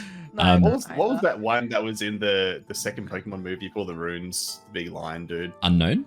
Big Oh, the dog. big lion. Entei? Entei. Entei? I was Yeah, Entei is what it's basically- Archie named his dog. He makes his dog, Yeah. yeah. That makes sense. Yeah. I'm surprised he didn't name his child that, honestly. Like, you know. I wanted to. I He was- named his child Eevee, so I think. Never picked this up. I only just picked it up then. You can't think it's stuck in a mad lad. My God, Brandon. Tilla. Like, if Archie could get away with naming everything that, like, every kid that he has or every pet that he gets after Pokemon, he would be happy. If he could legally change his wife's name, he Yeah. would. Like, it would not be a question about it. And she would be Vaporeon from this moment onwards. I was gonna say Vaporeon. If you have a lot of kids, you can just keep going down the line. No. I'm so sorry. Tilla, what would your partner Pokemon be? And you cannot say Sandshrew because it's too obvious. No, in all honesty, I kind of have to go with, like, my favorite Pokemon. Okay. Which is Luxray. Oh, yeah. Good call. Good fucking call. Because, like, the only Pokemon that I've ever played is Pokemon Platinum, right? Yep. And I got a Sorry, that's the only Shinx Pokemon. We're going to map- come back to that statement in a minute, but let's carry on for the moment. Yeah, that's the only Pokemon I've ever played. Yeah. Well, that generation. So I've played, like, Diamond, Pearl, and Platinum, but only those three. I've never touched any other game. We're going to talk about that later, but we'll get back to that. Yeah, sure thing. But, like, one of the first Pokemons that you run into that game is a Shinx. Yeah, which is a cool Pokemon. And, like, I don't know, maybe like 10, 12-year-old me was just like, oh, this Pokemon's really, really cute. And then I caught the Pokemon and then I evolved it. Yeah. And It's got a middle evolution too. It goes Luxio? Shinx, Yeah. Luxco, and then Luxray. Yeah. Luxio. and then Luxio, that's it. Or Luxio. Yeah, Luxio was like not too bad, like kind of still cute, but also getting a bit cooler. And then it evolved into Luxray, and I'm just like, oh, this is my favorite Pokemon ever. Luxray's sick. I'm pretty sure I beat Platinum with a Luxray in my team. I think I took a Luxray all the way to the end of the game. So I love Luxray. Great Pokemon. Absolutely good choice. 100%. Yeah. So kind of going with like my all-time favorite. I kind of never go off of Luxray, but yeah. And He good feels combo with fitting. Sandbending too, because you can then make Fulgurite, which is when lightning strikes sand, and it creates this like volcanic-esque kind of glass. If you're going to take on And Admiral also, Corn. another thing as well is this Luxrays have X-ray abilities, so it seems appropriate. 100%. Luxray's give me furry energy. I don't know what it is about the art, but it's giving me furry energy. Why you like it? Are you guys so sure now when he mentioned a bear earlier that he was talking about a human? Are you that sure anymore? Are you sure? Oh, man. Yeah. You never I mean, know. but yeah, like if I didn't go with Luxray, maybe actually I have to double check. Does Darkrai count as a legendary? I don't think he Pseudo. does. It's a pseudo legendary. Oh, pseudo legendary. Okay, but like Darkrai. Darkrai is Luxray and pretty Darkrai are sick. my two favorite. Yeah, my two Darkrai's favorite pretty Pokemons. sick. And then a quick one for legendary. If you're going to And pick a then- legendary Pokemon, we've got Brandon with Entei. Tilla, I think Darkrai's sort of pseudo legendary. I'd say that falls under legendary. If Oh no, I it's had full to go legendary. Full legendary. It's full legendary. It's full legendary. I was wrong. It's not pseudo. It's full Giratina. legendary. Giratina, yeah, for sure. Yeah, 100%. Lily, Giratina. what I would love what would Giratina. or Bree, what would Lily's legendary Pokemon partner be? Honestly, probably Entei, purely Entei because, as well. like, in that movie, Oh, yeah. Entei was looking after the little girl. It was her and, father, like, wasn't it? protecting her. It was her Yeah. father. Spoilers. And that was one of my favorite movies as a kid. So Yeah, for sure. that kind of like just stuck with me. Dang, that's really good. Mm. What would I say? I would just Oh, yeah? really quickly like to point out my mum has sent me a private message saying, "Who knew you lot could get nerdier?"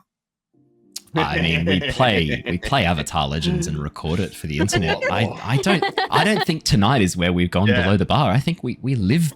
You adopted the man. We were born. We know where we are. We know where we belong. We like to hallucinate and roleplay with each other every Thursday night. Like I think Yeah. we just hit the bar right there. Like, this is where you found out your daughter's a nerd. Sorry.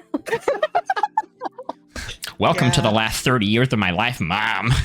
What would I say, Mom? What would I say for a legendary for me? For like DM me or me? They're the same. It's the same person. What would I Same say? person, yeah. Same person. Someone did once ask, like, are you the same in real life as you are on stream? Yeah, no, I don't have the energy. Like, I'm too busy playing so many characters. I can't keep track of a consistent character for myself the whole way through. No, it's just me. It's just who I am. Keeko gives me Krogunk energy. Oh, I agree. Yeah, a little bit. 100%. Yeah, I agree with that. Wait, is there like a Poison. It's a poison dart. cheek one? Oh, It's like a frog. Krogunk. I can see Krogunk's Krogunk. pretty sick. It's the one that Brock had, right? That always tasered him when he was getting too. Oh, was that later on in the anime? No. I don't Oh, think so. No, he's like a little poison Yes. boy, I'm guessing. yeah, the Poison little like fighting. poison. Poison frog. Sorry. Poison frog. Mm. Yeah. That's how I know him. That's what he is. What would I say for legendary? Frog sort of dude. I reckon Rayquaza. I really love Rayquaza, especially shiny Rayquaza with the black and gold. Oh, such a good fucking Pokemon. So probably I'd be leaning towards Rayquaza for me if I had to pick a legendary, and only one legendary. I love would have Rayquaza. said Arceus Proud I learned because how he's to the spell him. god and you're the god in your worlds. Take that. Arceus? But he's just like a big Yeah. llama. He's a big cuddly Yeah. llama. Yeah, true. I He's don't know a nice about little cuddly. llama. He It's feels pretty like cuddly. he seems very pointy. I reckon he'd be Yeah, I pretty was going to cuddly. say pointy. Pointy llama. Yeah, get a leg. He's a pointy llama. Llama. Alrighty, other questions. Let's keep going. Do we have other characters on standby in case your current one gets killed off? Absolutely not. Cool. I didn't think so. Brandon, Bree, characters on standby? Ready to go? Nope. No, No. I'd be rolling right there and then. We probably should have some backup characters so that I can have the artwork ready and switch the stream over. Because, yeah, like there are some weeks where I wouldn't have time to quickly get the artwork done before the next session. Yeah, maybe we should. Maybe we should do that. But we're probably not going to. I Okay. think if I had a backup character, I would lose some of the self-preservation that I have for Lily. Like, I don't want Lily to die. Whereas if I created a new character, I would start to really fall in love with that character and wonder what it's like to play as that character. Therefore, I would actively try to kill Lily. And that feels wrong to want a child dead. Yeah. It's not. I mean, I do feel the need to point out that it's not a real child or a real death. It's narrative, and you also don't need to kill Lily. If you want to switch a character, Okay, you can but just come to me and say, "Hey, here's- I want to try and play a different character," and I'll immediately give an exit to Lily that doesn't involve her imminent demise. Like there are ways around this. She's my inner child. I have to keep her around. Yeah. You don't have to. You can just be dead inside like the rest of us. Yeah. It's easy. Exactly. I think like if Keeko died, it'd be like if anyone's seen I think it's a movie like Beer Fest. It's like by the dude who does like National Lampoon movies, but it would be like, oh my god, this person in our team for the beer drinking competition died. What are we gonna do? And then it's just like a man walks in with a cowboy hat and a mustache. It's like the same person. It's like, hey, I'm his brother, Yeah. Jeremy.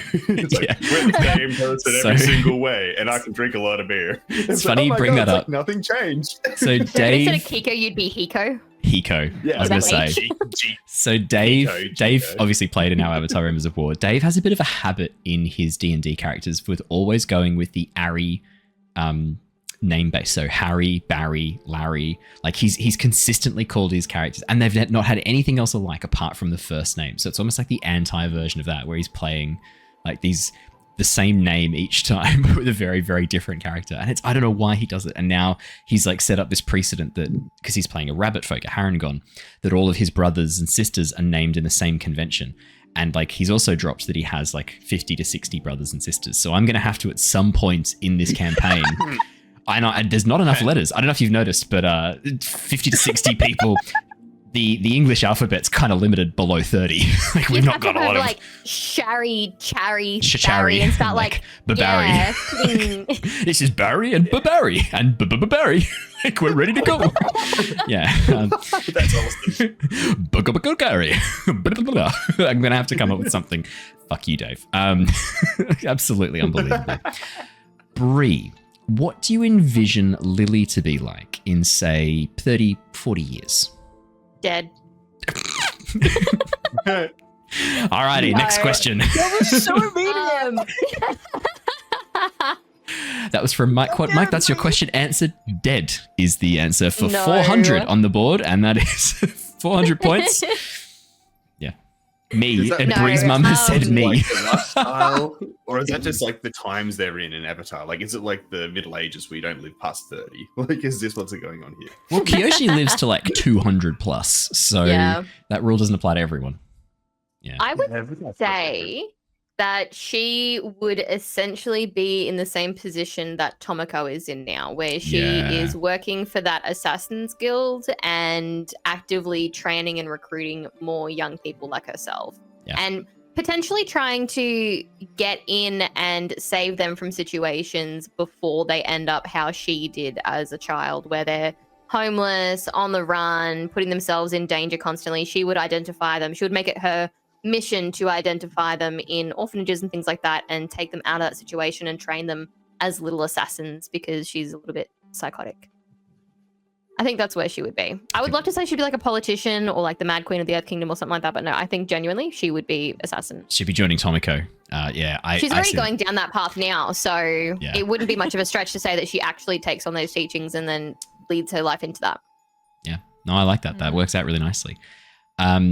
This is one for Archie. So, Brandon, have you got the thing open? Otherwise, I do, and I can read out in my best Archie impression.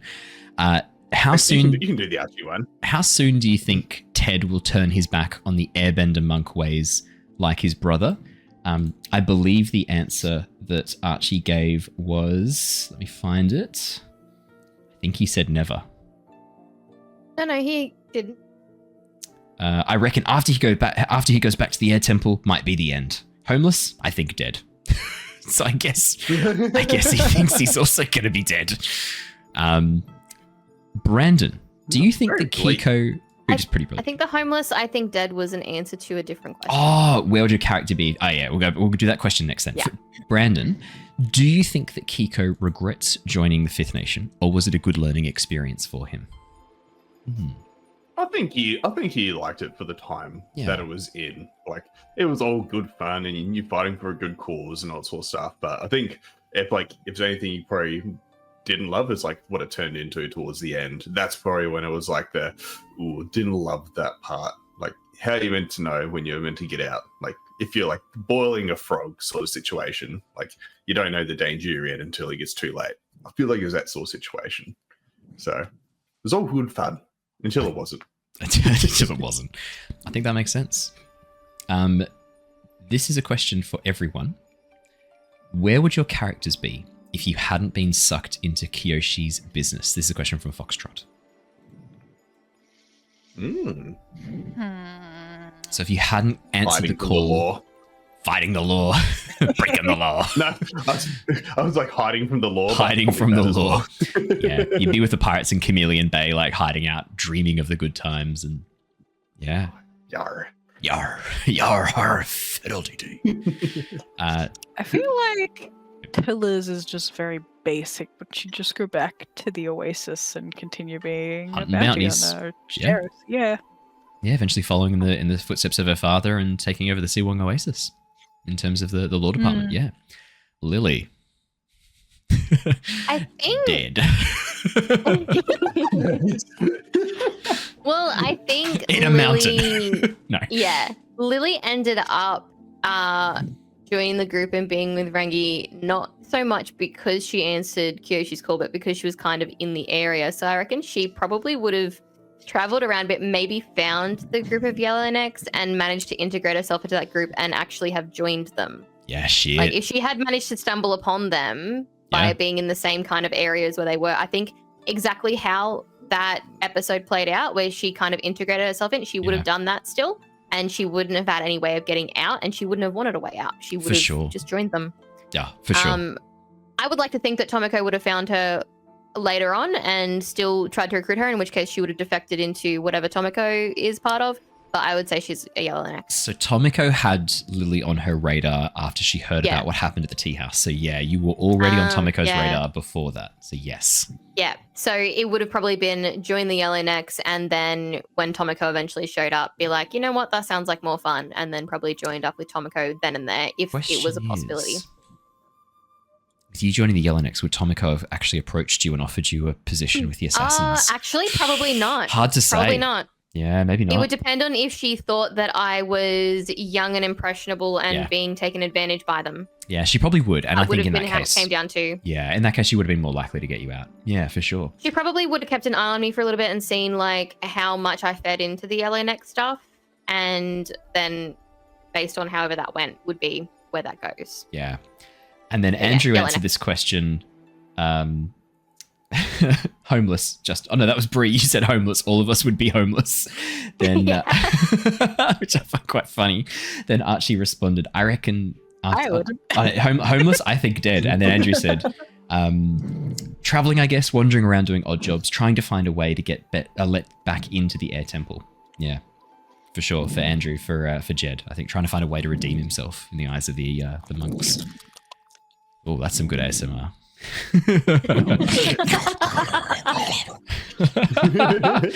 Archie then had two questions. Archie had two questions, which I guess were more for me. The first one was Archie asking why he is the way he is. I don't fucking know, mate. I'm not your therapist. And then he said, why isn't this a 10-episode campaign? We've answered that one, Archie. We've answered that.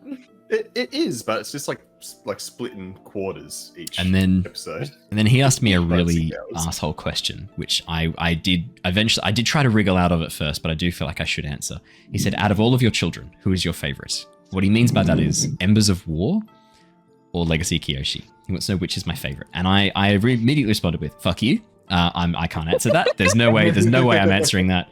Absolutely not. And Bree then followed it up with a really insightful breakdown, which then I felt like I couldn't wriggle out of. Bree, do you want to read out what you said as a very insightful breakdown, which is going to force me to answer this question I do not want to answer?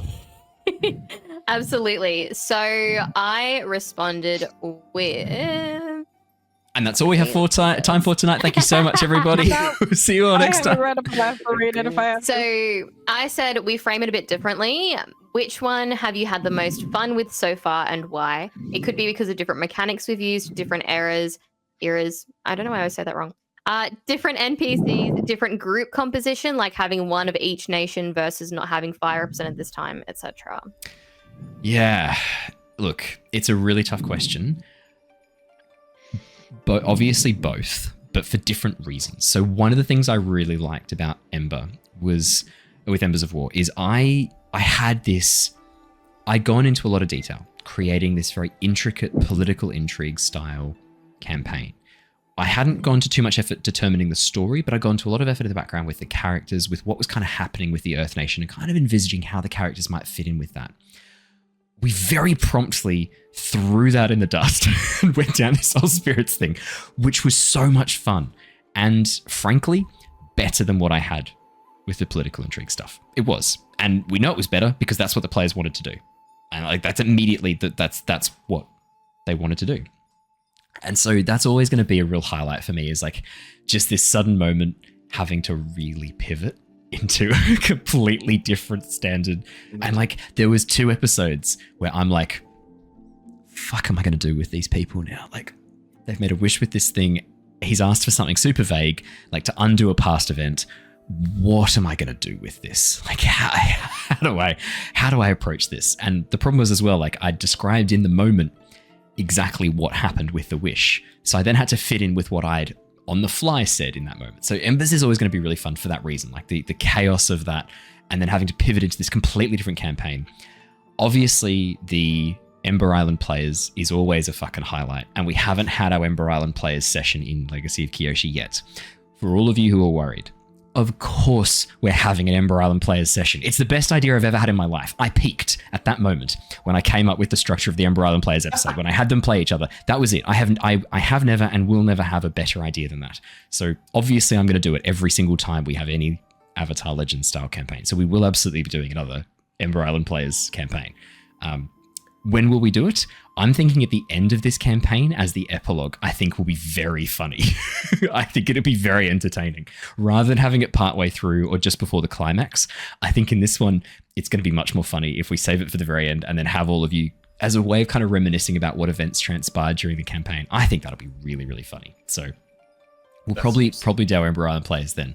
I also have really, really enjoyed the Legacy of Kyoshi for the characters, the NPCs. I feel like I'm really enjoying playing some of these established NPCs. We're doing a much better job of fitting this into existing lore. Obviously, with Embers of War, we didn't have to try too hard to fit in with really immediate existing characters. We were right at the interim between where Avatar Roku has died and Avatar Aang has just been, like, he's just been born, he's a baby, but we don't know really much about that kind of 12, 13 year gap. So I had a lot of freedom with what we did with that, and we can have things that affect the world. Whereas with the Legacy of Kyoshi, because of the narrative set by the books, there's a lot more of the world we have to fit in with and have it really run well and have it, line up with what we know. And that's been a real challenge, but in a really good, entertaining way. And it's got me to read the Kyoshi books, which were fabulous, which I've really enjoyed.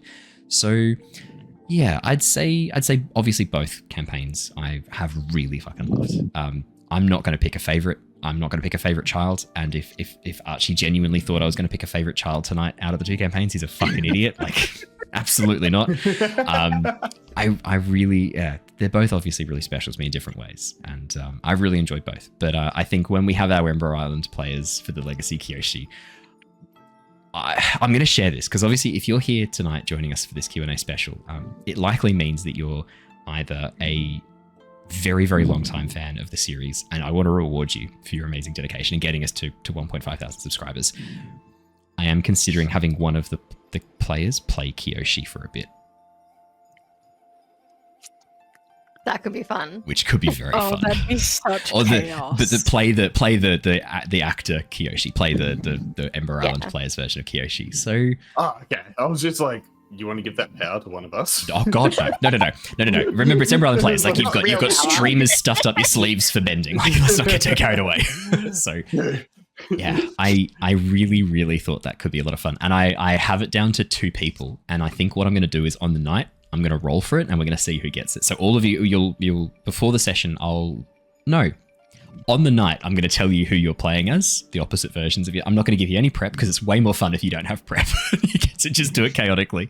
And then I'm going to get 2 of you to roll for Kyoshi and we'll see who gets to play as Avatar Kyoshi for a bit because it's going to be very entertaining. It's always good. And now I want to know who you're thinking of. Yeah. The relationship between Kyoshi and the Fire Nation at this point is also a bit interesting as well. So unlike with Embers of War, where we were having the Ember Island players basically creating pre-wartime propaganda, where this is a situation where the Fire Nation, like, they're actually in a bit of trouble politically, internally. And so this is all going to be about trying to put other nations down and make themselves look better, but because they're coming from a place of weakness and because they're coming from a place of failure recently. So that could be really interesting and entertaining as well. And it might even have it so the Ember Island players aren't affiliated at this point with the Fire Nation, but with the Splinter group. There's a family who've kind of gone off of the rails a little bit at this point in the Fire Nation, a group of nobles who are kind of doing their own thing at this point. And I wonder if maybe it'd be funny if they're the ones who commissioned this play because they're not fans of Kyoshi and anyone who supports her. And that could be quite entertaining, actually. So I'll have a bit of a think about how we do that. Could be entertaining. Alrighty. Let's get through. We've got more questions. If you personally lived in the Avatar world, would you be a bender and what element? Question from Mike Quad. Good question. I think I still like the idea of bending. I think that's just you can use that in a lot of day-to-day life things. You know what I mean? Like, I think that suits Yeah, your house. personality a lot as well. I feel like I'm suited to an earthbender. Like, you just want to go outside, do a bit of landscaping. There you go. Sorry, done. what do you do? You go, flick your hands around a little bit, stomp your feet. There you go. You got a garden, a feature wall, even. Boom. You want a house? Yeah. Knock up a house. Like, yeah, it was mad. Can't do that with air. That's can't do that there. No, you could have right away at work, but take a long time. Yeah, Dragon. not as cool as earthbending. If you had to pick an element, what would you pick?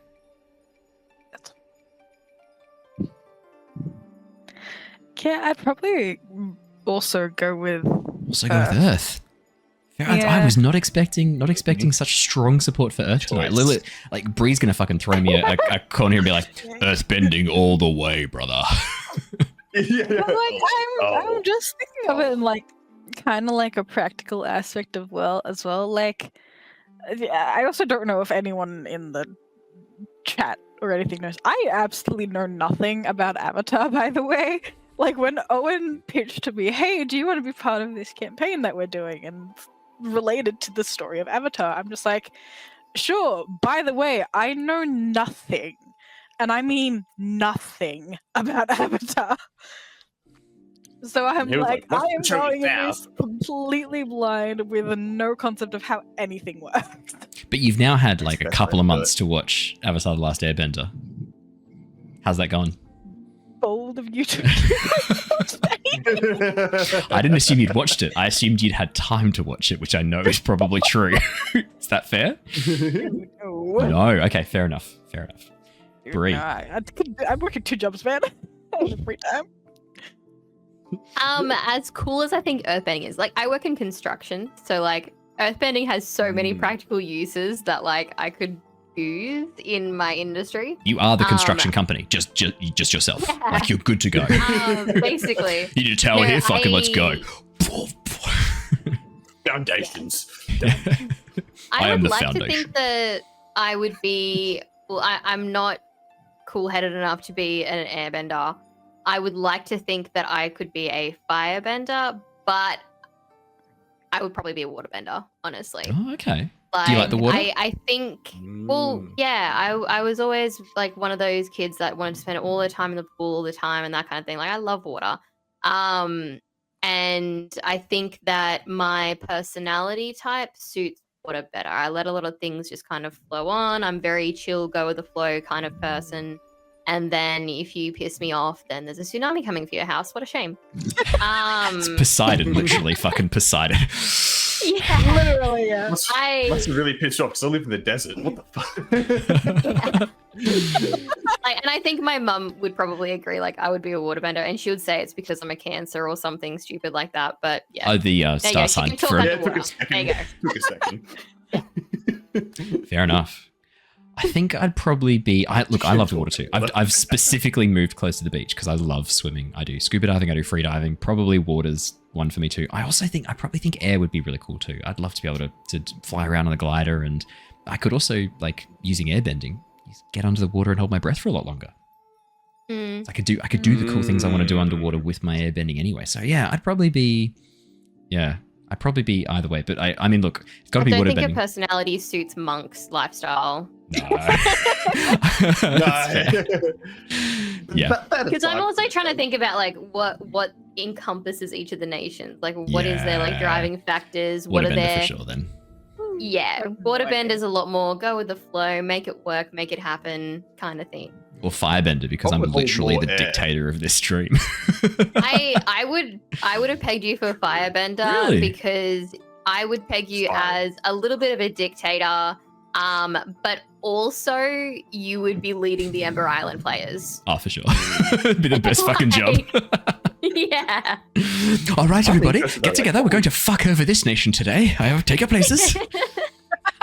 Oh, and I need science fact. If you're Okay. like, because you were just saying before, like air would be mad because scuba diving, all that Yeah. sort of stuff like that. Yeah, What yeah. would hold more air? Would it like a tank of air that you use to scuba dive and all that stuff, or if you were like an airbender and you had like an air bubble thing you just brought up for yourself, like what would give you more air? Would it be better to Tank. be?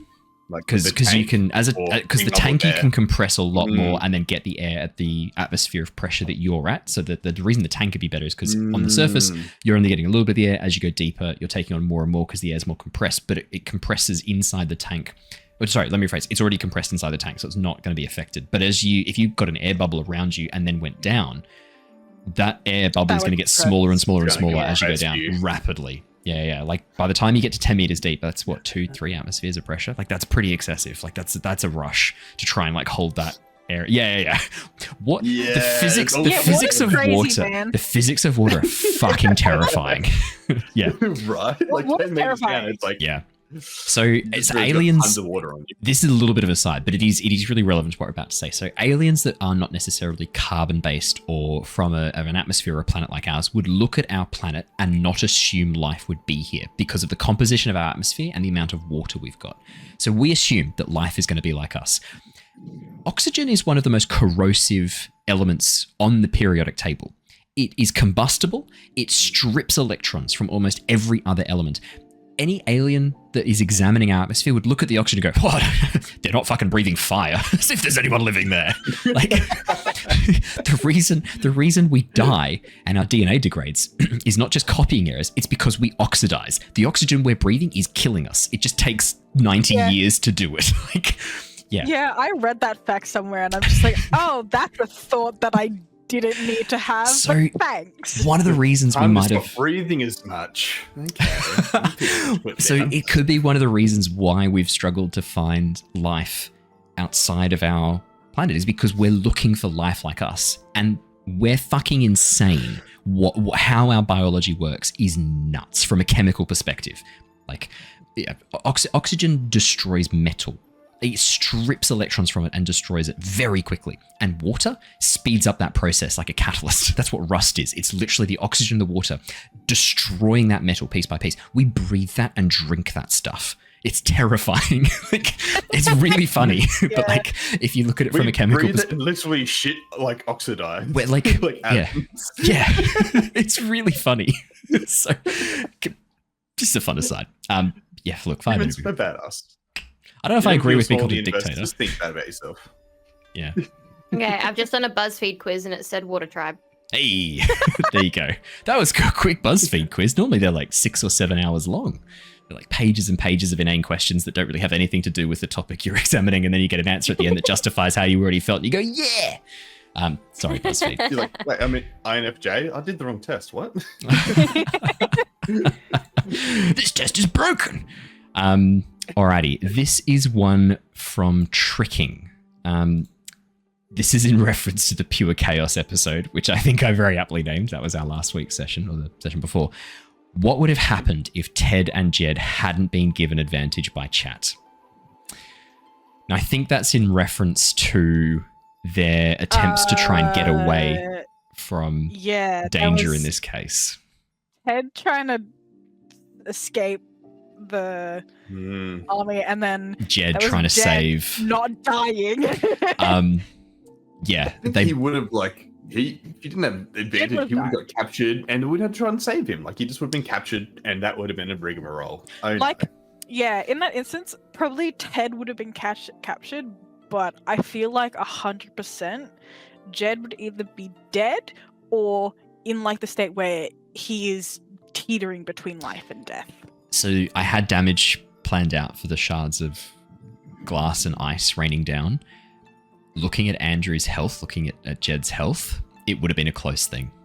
A very close thing. Now, do you die when you hit 0 hit points in Avatar Legends? Not technically. It's kind of like D&D. You kind of fall to this unconscious state. So yeah, he probably would have been captured. Well, he would have been captured. He wasn't suspicious. Ted definitely would have been. If Ted had been knocked out of the sky, Ted would 100% have been captured. And then there would have been a public execution on the beach within a very short period of time. So it would have put you guys on a bit of a timeline of how you're going to get Ted out of this. And are you going to get Ted out of this? Or are you just going to get some popcorn and... It would have been a whole thing of like, he gets captured, and then it's like, okay, he was the whole plan that we had, which was kind of working off like we had time kind of thing to... Hey, now we have maybe max of like 30 minutes an hour, and we need to try and take out as many people as we can and also save, like, the 2 important people that we need to. Yeah. And then it Yeah. also would have been a lot harder as well, because if Jedd was almost dead as well, and he would have had the association with us, it would have been... It's potentially essentially, puts you guys in a tricky It would spot. have been a really, really big shit show. It Yeah. would have been horrid. That would have been Thank pretty you, rough. Chat. Yeah, thank you, chat. Absolutely. I've got a question for me. Was Kyoshi brought in mainly to force the party to get back on track, or was she always meant to show up how and when she did? No. So depending on how things went down, actually, this is paired really well with another question. I might do these two together, and that was to do with the sunset spirit. Where are we? Did we get off track? I don't feel like we did. No, you weren't at all. So Kyoshi wasn't sent in to get you back on track. There was no, I wasn't planning that at all. When you released the sunset spirit, I thought I saw a question, someone asking what would have happened if you hadn't released the sunset spirit. I'll try and, here we go. That was from Oh, Tricky. yeah. What would have happened if the gang had tried to keep the sunset spirit trapped? I'm going to answer these together because these questions are actually completely related. So we'll do the sunset spirit first. If you had decided not to release the sunset spirit was going to stay trapped there for a little bit. So as you know, it was already trying to make its escape. Now, there were a couple of ways I could think of you maintaining the prison and even renewing the prison to keep it trapped there. But if you just walked away, let's just say you'd gone, nah, we're done with this, and walked away, Kyoshi would not have found you in that moment. What brought Kyoshi to that point was the giant beam of light when the sunset spirit was released. I had another backup plan for you to meet Kyoshi, not because it was a way to get you back on track, just because it's so good to see Kyoshi. Kyoshi's fucking awesome. Oh, when I said on track, I meant more on track with the timeline of a short campaign. No, I'd given up by that point. I think I'd well and truly given up on the timeline. When did I give up on trying to keep it to within 10 episodes? Probably episode 8. I think I was like, yeah. That feels appropriate. Yeah, at that point I was like, nah, this is going to be at least 20 to 30 episodes at this point. And even now I think it's going to be possibly a bit more. So you wouldn't have met Kyoshi then. If you hadn't released the Sunset Spirit, where would you guys have gone next? There were a couple of different places I thought you might hunt for. You might have followed the map. I thought you might have gone to the location where Tomiko and Laoge were planning that ambush of Kyoshi. So if you'd gone to that, if you'd followed that hook, for example, straight away, if Lilly had really pushed for like trying to hunt down that location, probably I would have had you meet Kyoshi there as the trap was sprung. And I thought that could be really fun as well. If you had gone for the locations on the map, I probably would have had Kyoshi in the nearby area, maybe see what you guys are up to. I could always count on you alerting nearby forces to your presence. So I was pretty confident. I was pretty confident that whatever you did and wherever you went, it would be noticeable to Kyoshi, no matter where you went. Welcome. And in the worst case scenario, I had a plan for Rangi to send Kyoshi to check up on you. If it had been a long time and you were off doing random shit, you were no longer hunting down the boats or anything like that, Rangi would have gone like, as Kyoshi got back, because she saw the beam of light on the way back to the Yokoya Peninsula, she would have got back to Rangi. Rangi would have gone, hey, I've recruited these people. I'm a bit worried about them though. I haven't seen them in like a week. I sent them out to look for some boats that went missing and now they've gone missing. I'm really worried I sent them to their deaths. Are you able to go and find them and make sure they're okay, please? And then Kyoshi would have hunted you down and found you that way. So there are a couple of ways to have Kyoshi kind of interact with you, but you were always going to interact with Kyoshi. Was it always going to be then? Nah, no. That's probably the earliest that you could have triggered Kyoshi's interest in you and had Kyoshi there was by having the big beam of light saying, hello, we're here. Come and find us. Hello. It's pretty easy. Yeah. And then I guess the follow-on question, which fits nicely with that, is about what would have happened with the sunset spirit. Yeah, I mean, if you just walked away, it would have got out within a day or two. I can't go too much into what it would have done because it might influence, but it might influence how you interact with the sunset spirit now. What I will say is that in terms of your relationship with the sunset spirit, you releasing it and telling it has to act this way and this way and it can't go seeking revenge on the Air Nation, that was a very good call. Let me put it that way. If you had gone, there were some ways I could think of you keeping the prison intact and even repairing the prison. If you'd done that, it never would have got out. And I would have saved the Sunset Spirit as an Embers of War Easter egg. Like someone would have mentioned as you were walking through like Ba Sing Se and you'd be like, a news reader standing on the street being like, news today. Strange glass container found at the South Pole. Contains red fiery tendrils. More news to come at 6. And that would have been like a really fun aside to like call back to that time you kept the spirit trapped in Kyoshi's era. I thought that would have been really funny. So, just out of curiosity, what would have been like a way that we could have trapped? You were on the right path with the sand. You were already on. So using the sand to repair the seal already is a great start, because when you apply heat to sand, it turns into glass. So the more it tried to escape with the sand there, actually potentially even if Lilly had used her black powder or started a really, really strong flame around that, like there were things you could have done working together. Airbenders powering the fire with oxygen, you could have even done something with that. The other thing as well that occurred to me is that if you had used the waterbending to freeze the ice around that point just for a moment to keep it set, and then copied the sigil on top on a fresh piece of wood or on a fresh piece of stone or something, using earthbending, or Lilly even using the black powder to carve out on a chunk of wood, like you could have laid it out exactly as a copy of that seal, and then while the ice is there keeping it contained, you then light off your black powder, create that copy, and then just put it on top of the seal. That's a brand new seal sitting on top of it that it's now got to get through, that it now has no like way through, no heat exchange. So there was a couple of ways I thought of it in the moment. I'm sure there's other ones that you can think of, ways to get around that. Yeah, the main one that we thought about doing was like putting the sand in, and then we Sand had is really clever. spoken about using the black powder to like superheat that sand and like kind of set it to an extent. Yeah, So I think actually the we were magnesium, definitely because you've on got some the right magnesium track, like, on the strips, idea. don't you, Lilly? Not yet. Next time I go back That's right. is when she'll have that. Yeah. I've So been that could have been hanging a for it, good- and we keep wandering off in other directions. That's not my fault. Magnesium would have been a good go for that too, by the way. That would Yeah. really- yeah. No, I really, think really I nice. said after that campaign, because we all kind of sat together and we're talking about our next steps and like what our plan was. And like in my head, I was just like, God, I wish I had that magnesium right now. Mhm. Yeah. Could have he killed us like just outright when he said he could have just I- baked us all alive? Like, was he that no, powerful that he time was to, like, just- bluffing. While Yeah. with a prison in its current state, he could not just Right. kill you outright. That was a lie. That's good. Good.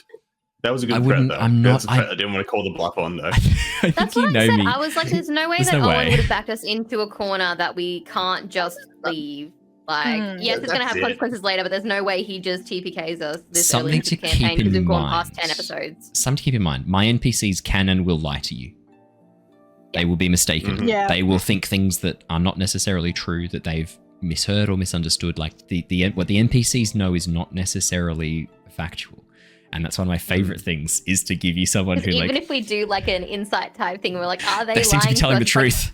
yeah, they're telling the truth as far as they know. Yeah. Oh, And I think it's important to have that, because otherwise it's you break down that element of I guess, like, it creates this moment where you're no longer immersed in the story. You're now like asking the DM, is this what it is? And I think it breaks that kind of out when you know, whenever I ask a character something, they're always going to say the truth, or it's just going to be the DM telling me things. It's got to be the characters, and you've always got to be going like, what did they want out of this? And that's one of the key things. Every time you meet an NPC, they have a strength that is also a flaw in certain circumstances. I always have them kind of like a mirror. They have a want, and they have something that they're willing to. So they have something that they want to get, something they want to have, something they want to do, normally related to you guys in some way or related to the story in some way. And then they normally have things they won't do. And then obviously things they know, things they don't know. And that's kind of how I create them. It's so much fun. It's so much fun. Especially creating characters who like actively know things that are completely wrong. I really enjoy creating those NPCs who are like completely unreliable. There was one in Tyranny of Dragons who the characters like started to trust a little bit, and we're asking like these questions, and I was just saying the most ridiculous shit, and they were like, what's the insight check? Natural 20. Like, they seem to be telling the truth. Like they believe it 100%. And it was complete rubbish, but it was very entertaining for me because they started to clue on. They're like, hang on a minute. I remember in Embers of War, the mole man guy, like, Oh man, Andrew yeah. and that just entirely believed anything that he said, and I was like, King, yeah. but are you sure that's real? And they're like, yeah, no, he was definitely telling us the truth. I'm like, think about it. Like, think for 2 seconds. Like, if Owen's a character, it doesn't mean they are the know-all, be-all of everything. They're not actually a god. Like, calm down. It's not are they telling the truth? It's is the truth they're telling you The actual like, accurate or plausible? Here's the thing. I was so No upset one that I was knows away for objective that truth. episode. Oh man, yeah, that was very entertaining. I was like, God damn it, they're idiots. It's pretty funny. Prior to that, though. We've almost gotten through all the questions. This one is for Andrew. I think he's answered it. Yeah, he has. This one was for Andrew from my quad. What do you think is stopping Jedd from using taboo airbending, i.e. like a little air bubble in the bloodstream or sucking the air out of the lungs or stopping the person from being able to breathe? Those techniques are taboo as in they're not taught. So part of the reason why Jedd doesn't use them is because he doesn't know to use them. Air bubbles in the blood are tricky. You kind of have to have an entryway to get the air in for a start to get that one going. But in terms of like pulling air out of the lungs and just creating a sphere of air, a vacuum around a person's head, we know airbenders can do that. We've seen them do it in Legend of Korra. Andrew's response to this I thought was actually pretty good. He said Jedd doesn't want to use them. He wants to use tools that were taught to him and apply them in extreme ways. And also he doesn't want to use them because it makes it too easy to take someone's life, which I think is a pretty profound answer. Like, and it kind of sums up Jedd. Like, he's still so invested in trying to get back with the Air Temple. He's following their rules, I think, is the easiest way to understand that. And if anything, he's following them more than his brother is, because he's trying to prove himself as worthy of being let back into the Air Temple. Whereas Ted seems to be on a path to get Jedd permanently banned from any level of like redemption. Like, I don't know what's going on there. Like, oh my god. I think it's very funny in the context of Archie wanting to play like a sage, wise character, and then what we get is Ted. Like, Yeah. Oh man. And this one also feeds onto the rest of you. What has stopped you from using taboo bending types or taboo activities? Bree, you don't need to answer this because you have not stopped from using them. You've been doing them. You've been you've been committing the war crimes. We know you've been doing them. But yeah, I guess more for Keeko and Tilla. Now, Dragon, I'll probably need to give you a bit of a hint. So in terms of earthbending, there's not really that many like well-known taboo. Earthbending. There's not that many well-known taboo bending types for earthbending. I mean, it's generally considered a really like awful thing to just pull someone under the ground and leave them there in like a stone coffin. It's considered pretty brutal stuff. Like, normally, yeah, if you think it sounds really, really awful, normally that's generally considered a taboo bending type.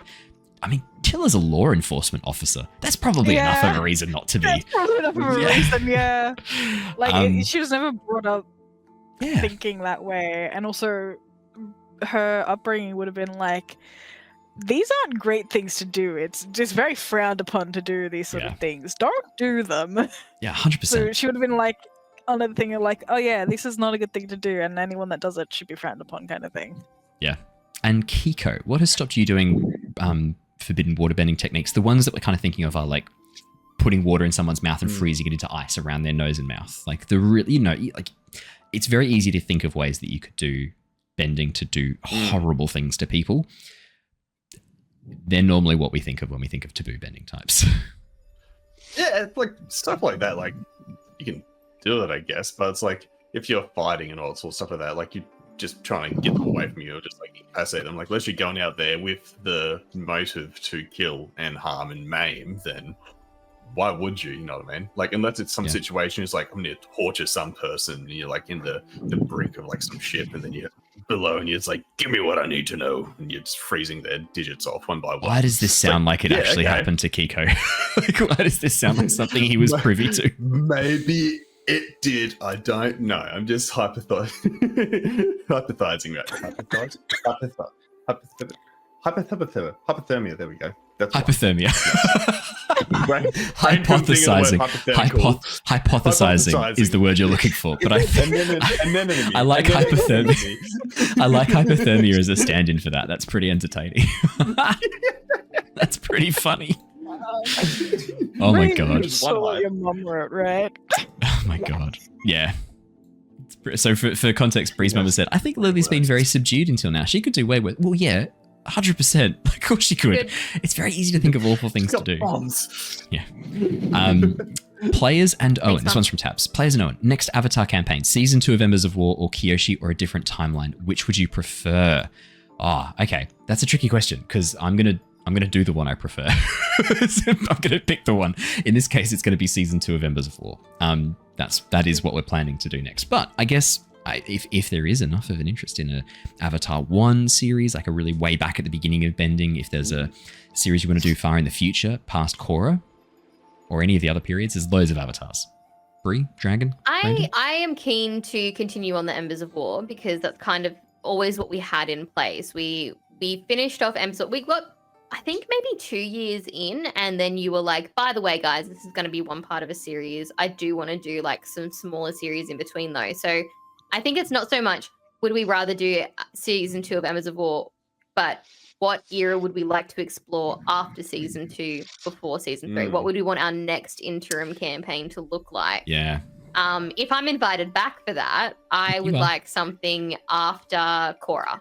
After Korra or before Korra? Because I- I've come up with a really interesting idea for the foundation of the Equalists, which could Maybe be something pretty in fucking fun. between. I think something around Korra era. Yeah. Because I really, really loved obviously Avatar The Last Airbender, like really enjoyed that. I really enjoyed the beginning of Korra. I haven't watched all of it, don't at me. Don't but at Yeah. Actually, straight away. But like I would be really keen to like kind of explore that area now where it's still pretty unknown what happens in that time period. 100%. Like Aang's there, Aang's doing stuff. We know Aang's doing stuff. We know that the gang is still doing stuff and like they're growing up, they're creating families and that kind of thing. But like we don't know what else is happening really in the world. We only there. know I of don't think one there's a lot of lore interaction yet. with Aang, and that's with the Bloodbender with the father, Yukon, I think it is, the bandit who I guess we would call him like a, what would it be? Like a gangster? I guess he's a gangster.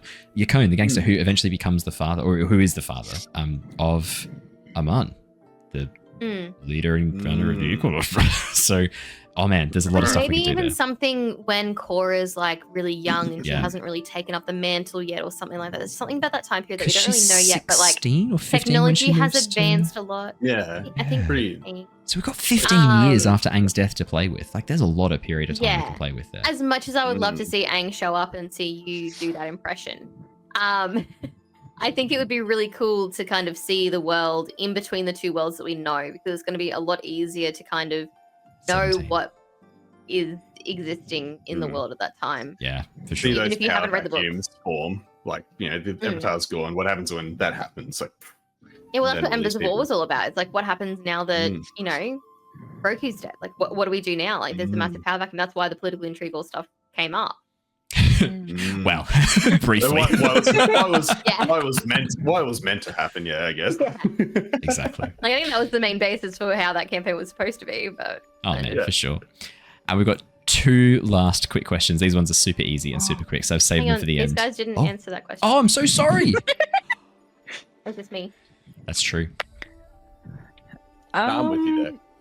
There's another season. I like that era. That's where I'm going. I like Korra. I like that Korra? season a lot. I like that sort of steampunk sort of aesthetic. Everything Yes. is going on in. I'm a fan of that. Like, everything's all about progress. Like, I like that sort of theme. It's like, gives me Arcane vibes when it was Oh, like yeah. Arcane season 2. I love Arcane. It's so good. So yeah, I'm all about that sort of style. The aesthetic. There's a particular I'd say NPC. Oh, sorry, no, no, I don't really know because unfortunately I don't know a lot about the Embers of War campaign. Yeah. Um, It's hard for you well, to know I'll much. tell You you don't really about know the different eras of Avatar. You don't know a lot about Avatar. But you can catch Yeah, every no, episode I- of the Embers of War campaign over at YouTube at the Lost Archives D&D. Up right now, ready to go. probably will at some point. Good call. Um, And Because you can type Lost Archives in YouTube, and we pop up straight at the top now. There's no big yellow face anymore. It's changed. Flush face. yeah, The big face.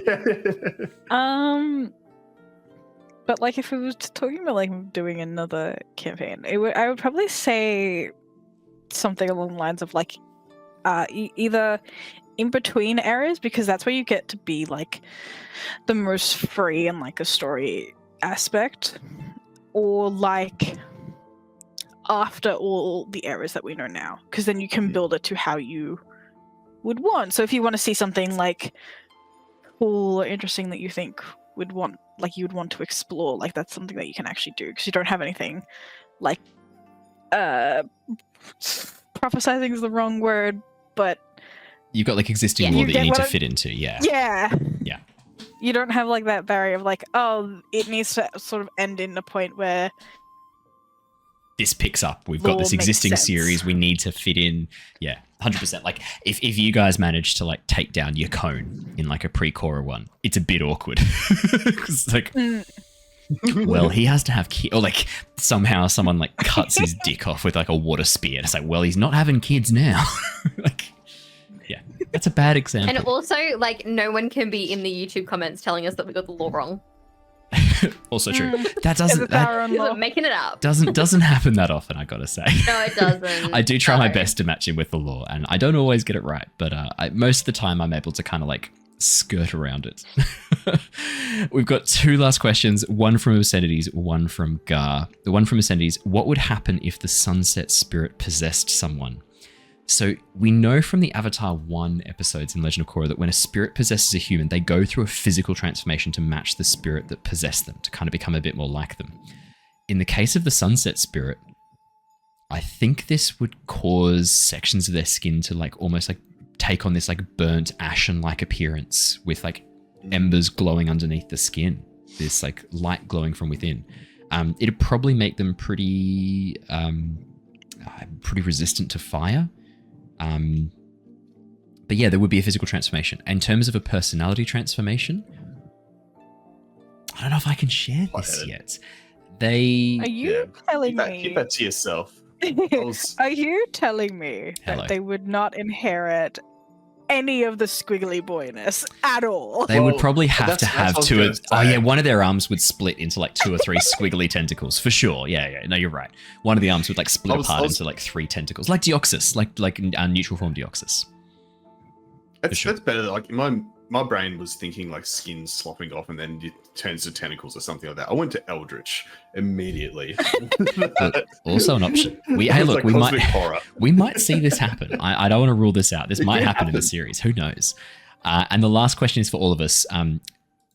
Right now, to finish out our Q&A, you need to come up with the most horrifying hybrid animal that you can think of on the spot. Okay. I think I've got one. Spider goat. Spider goat's pretty bad. That's fucking awful. Oh That's no. the one who All its- hates All its spiders, eyes are like Brandon, those like fuck demon you. eyes. It's got like 8 goat eyes. Oh no. That's good. Shit, that is good. Oh, I hate that. I was in thinking, my brain, I was like, that's really good at climbing because it's part spider, part goat. And then I was like, no, Brandon, that's dumb. No, that's horrifying. I thought for mine it could be naked mole rat and then the caribou stalk. You know how they've got that like naked fleshy skin down the head, these really long sharp bills? I was thinking combine that with a naked mole rat, so it's all these like layers of skin covered in these little patches of feathers. Oh. Yeah, he's looked up the caribou stalk. It's pretty bad, isn't it? It's like a walking ball sack if you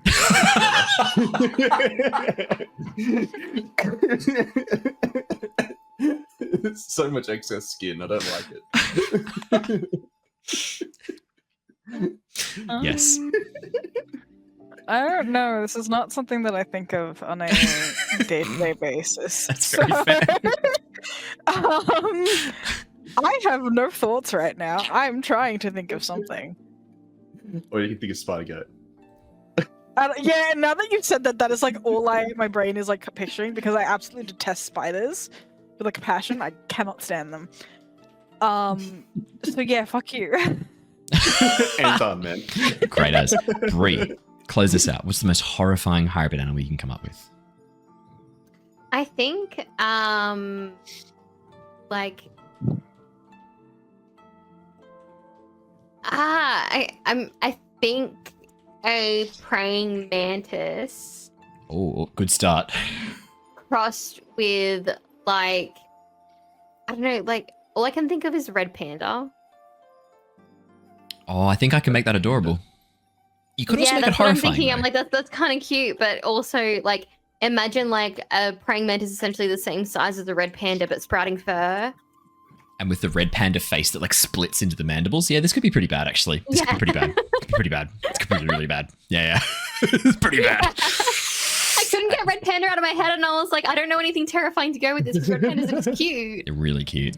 And then all I could think about was how praying mantises like eat the head of their partner when they reproduce, and I was like, that's kind of terrifying. They don't eat the head of their partner. The female eats the male. Let's be very clear on the situation here.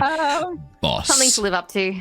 Shreepy's decided to chime in with Anaconda Slug, which I don't think it's that horrifying. That's just sad. It's just a slimy anaconda.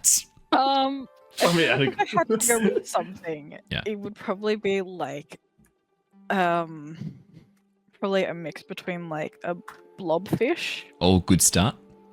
Hang on, at our atmosphere or in the depths? Because they look at our atmosphere. All right, fair enough. And then to really make it horrid, a kangaroo. Oh, I can imagine it jumping and like all the blobby bits flopping about. That's pretty bad. That's pretty bad. That's pretty bad. And to close this all out, we've got one last question from Tabs. How do we all know each other? That's a very good question. So Brandon and I probably know each other. We've known each other the longest, I'd say, because I went to uni with Ali, who was the player who played with us in Embers of War. Brandon are you guys engaged? Your fiance or girlfriend, boyfriend? We are engaged. You are engaged. Now. I thought you were. I thought it was thank you. It took its 10-year anniversary to lock it in, so we had to really make sure that we liked each other. That's the reason. Yeah. Not just because you were like, nah, we're in no rush. Exactly that. We're just like, what's the point? We're just hanging out. Yeah. Man. So Brandon and I met, I think I think I would have met you in like second or third year biomed when Ali, because Ali had just started. I think she just started dating you in second year biomed. So I think I came back from exchange in Sweden, and you and Ali. Oh, is it just after that? 2012. 2012. I think it was just after end that. Of 2012 is when we started. Yeah. Okay. So it was like 2 or 3 months after I got back. Yeah. Yeah. And then I wasn't sure if I met you at uni or no, it was whether Yellow I House, met you unfortunately. At one of the Yellow House parties. So for context, the share house I lived in was painted yellow, and it was the party house for all of our extended uni friends, which was a fucking nightmare to live in. It was awful, but it was called the Yellow House, and so anyone who knows me from that era knows me as the really like overtired poor person who's not getting any sleep at the Yellow House, like just back-to-back parties. So bad. I don't know. I had no business being there. And then that's happening around you. Like, how are you meant to? I had no business being in that house. I'm not a party person. I don't know what I was. I'm an introvert. I know I don't look like I am, but I am actually an introvert. I had no business being in that house. I know Bree and actually you two. You've known each other longer than I've known both of you. So we should see how you two are connected. Surely you know each other because like. No? Do I know you the same length of time? I met everyone roughly around the same time. Dang. Okay. Because it was during COVID. And it was a period of where I was in uni, doing uni from home, and it sucked, and I hated being in my room all the time, but just like being in silence.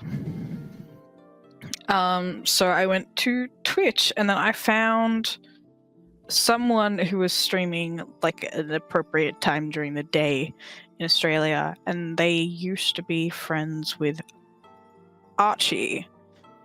And then we got passed on to Archie as like a raid.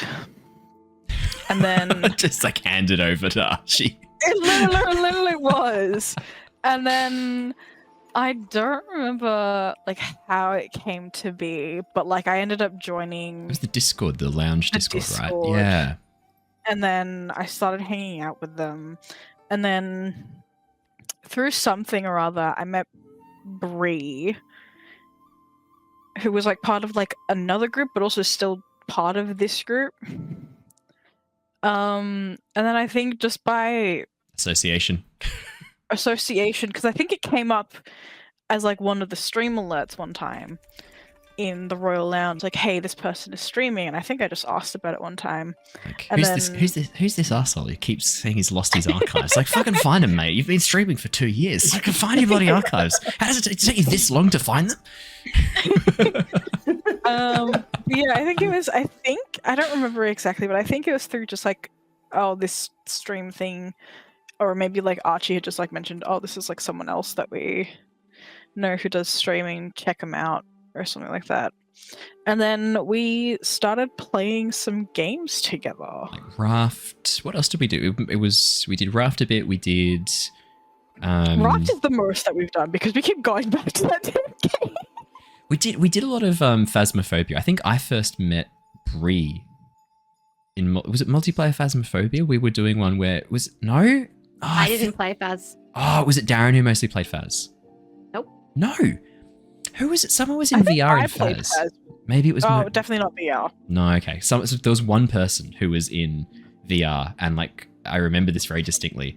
The first time I'd ever played Phasmophobia, they're like, "Hey, look what you can do in VR," and they walked up part of the steps and then sat down in real life, and their character just dropped through the stairs in VR and vanished. And I was like, and then they were like reaching their hands up through the floor. It was amazing. It was That's so funny. fantastic. It was very funny. I was about to say that was you and Darren Bree. I was going to give you guys credit for that. No, we don't have a VR headset. How did you and I meet then? It must have been through Archie because I met Andrew at D&D. No. I met Andrew through D&D in Melbourne before COVID lockdown because he and I were players. This is the one time I got to be a player. And then the DM, after like session 3 of Descent into Avernus, was like, all right, I'm off. See you, gang. I was like, okay, I guess I'll take over this Descent into Avernus campaign. And then COVID hit. So I got mixed up with Andrew through that. He'd been friends with Archie for a bit before, hadn't he? Andrew and Archie had known each other for a bit before COVID. Yeah, I think so. I don't remember how Andrew They and met Archie each other through became friends. D&D. Yeah, it was through D&D. There you go. Through a D&D How did group. you and I meet then, Bree? So I got really obsessed with Valorant when it first came out. Oh, And yeah. that was kind of the first ever computer game that I played. My friend Tash and I were playing that, and we got into a random lobby with Andrew and his friend Sean, who were on voice chat. They were the only people who didn't give us shit for being female. Oh, wow. That's a low fucking bar. Pretty much the entire time that we played Valorant. Like, we Jeez. would refuse to speak in voice chat because we would immediately get, oh my god, a girl, and it used to drive us insane. Yeah. Yikes. So yeah. So then we were talking to them. Tash played a few more games with them after I went to bed one night. This was all during COVID. And then the next thing I know, I've been invited into this Discord group called the Royal Lounge. Played a lot more Valorant with Andrew more specifically, and then started playing some other games with him. I don't really remember exactly what games we played. I think we played like For the King and a couple other games. I don't remember how you and I met. I don't think we actually, like, we were maybe in the same chat briefly a few times, but it was we did only... Among Us. It was Among Us. Yeah, when we did the big okay, Among yeah. Us. So we did an Among Us lobby. Was that when I was? There was one Among Us game where I was role playing really heavy as this like old style detective trying to solve the murder, and I immediately was getting murdered because it was very funny for the murderer to be like, well, I'm just going to kill the guy investigating it. Let's go. Yeah, see, Dan remembers. It was through Among Us. And then like you and I didn't really talk. I didn't really join into your streams or anything like that. We didn't really interact outside of that, but I would stream my things. I would stream with Andrew sometimes. He and I would play Blackout Club and different horror games because I used to stream horror games every Friday night. And then one day he sent me a message being like, hey, do you want to join an Avatar game? You can play an Airbender or a weapon specialist. We played not until dawn, which is the one where you're running away from the serial killer that we used to play a fair bit of. I don't think I played that with you. Friday the 13th? So it's no. Friday the 13th? I don't think so. So it sounds like Andrew's the anchor being. He kind of is. Dead by Daylight? Dead by Daylight. That's the one I'm thinking of. Did you not play Dead by Daylight, Bree? I've played it a little bit with Andrew and Archie, but I've only played a little bit with them as well. I think you and I played that. Yeah, I think I might have played with that. I think I might have played Dead by Daylight with you as well because they bullied me into getting it, and they were really desperate for people to play one night, and I happened to be free, and I think you were there too. I think Tash might have been there for Dead by Daylight, and then she bailed out. And I think Dragon joined us. Yeah. So yeah. Yeah, there was a few times that we were kind of like in a chat together, but like we didn't really talk or get to know each other or really interact outside of playing that game for like an hour or two and then splitting. And then it was literally the fact that you desperately needed a player, and Andrew told me about this Andrew told me about this conversation, mind you. You asked if Tash was available, and he said, "How about Bree?" And you were like, "Oh yeah, she exists." It wasn't quite like that because I knew Tash a little bit better because I'd played a few more games with Tash. I was like, "Oh, do you reckon Tash should be interested?" He's like, "Nah, there's no way Tash should be up for it." He's like, "But Bree might be," and I was like, "Oh yeah." Let's see if Then he Bree's free. messaged me that I think that was only maybe a couple days before the first. I think it was supposed to be the day of the first session, and then maybe it got pushed back a week or something. Yeah, quite possibly. I just happened because I was like, "Oh yeah, I've played a few games with Bree. She seems cool. Yeah. See if she's free." Yeah, and you knew that I was a streamer, so you knew that I would hopefully have a personality and have a camera. One of those was true. Sorry. I can't even be mad because if you go back and watch early Embers of War, I was such like a blank slate. I'm like, I don't know what I'm doing here. None of us knew exactly what we were doing. Okay, we were all learning as we went. That is how we all know each other. Do a voice, and then I'm like, doing a voice is hard. You can't do a voice for a whole right? Oh my goodness. Well, thank you so much for joining us, everybody, for our Q&A. I hope that has scratched the itch of the Q&A. Massive thank you to everyone who has subscribed on YouTube to essentially create this video. This is a massive thank you to all of you who've helped us get this far. Yeah. We're so grateful to each and every one of you. We will see you all next week for the follow-up to our ridiculously chaotic session last week. It's going to be very interesting to see how they get out of this. This is going to be very entertaining. So make sure you don't miss it. I will see you all. Yeah. I was going to say, before we close up, just throw it out to the YouTube comments or wherever they post anything. To all of you guys, what is potentially one thing that you would like to see happen in the campaign? Yes, that is a good question. Yeah, leave it in the comment below. We would love to see it. Also, if you have any other questions you want us to answer, feel free to put them in the Discord. Or in the comments. We're always in there, always chatting. We've talked about some of this stuff in there before, so always happy to answer questions as we go. 100%. And just chuck it on the YouTube comments. Great spider pictures. Yep, that's it. No. Awesome. Don't check the messenger chat, by the way. You don't, or? No, just don't. If you don't like spiders. I quite like spiders. I'm gonna have a quick peekery. Yeah, Brandon. Yeah, okay. There you go. Let me give my feedback on the spider. If you go up to the top one is when I asked Claude to do one, then I realized Claude doesn't know how to do spiders. They're pretty good. It's like made in paint. Honestly, it is my favorite one. I like them all. They're definitely going to be. That's definitely. I'm going to make one of them into a token, and that's going to appear in an avatar game. Thank you for that, Brandon. What a great suggestion. Have a lovely evening, everybody. Stay safe, stay well, and we will see you all again next time. Until then, goodbye, everybody. Farewell. Bye. Bye.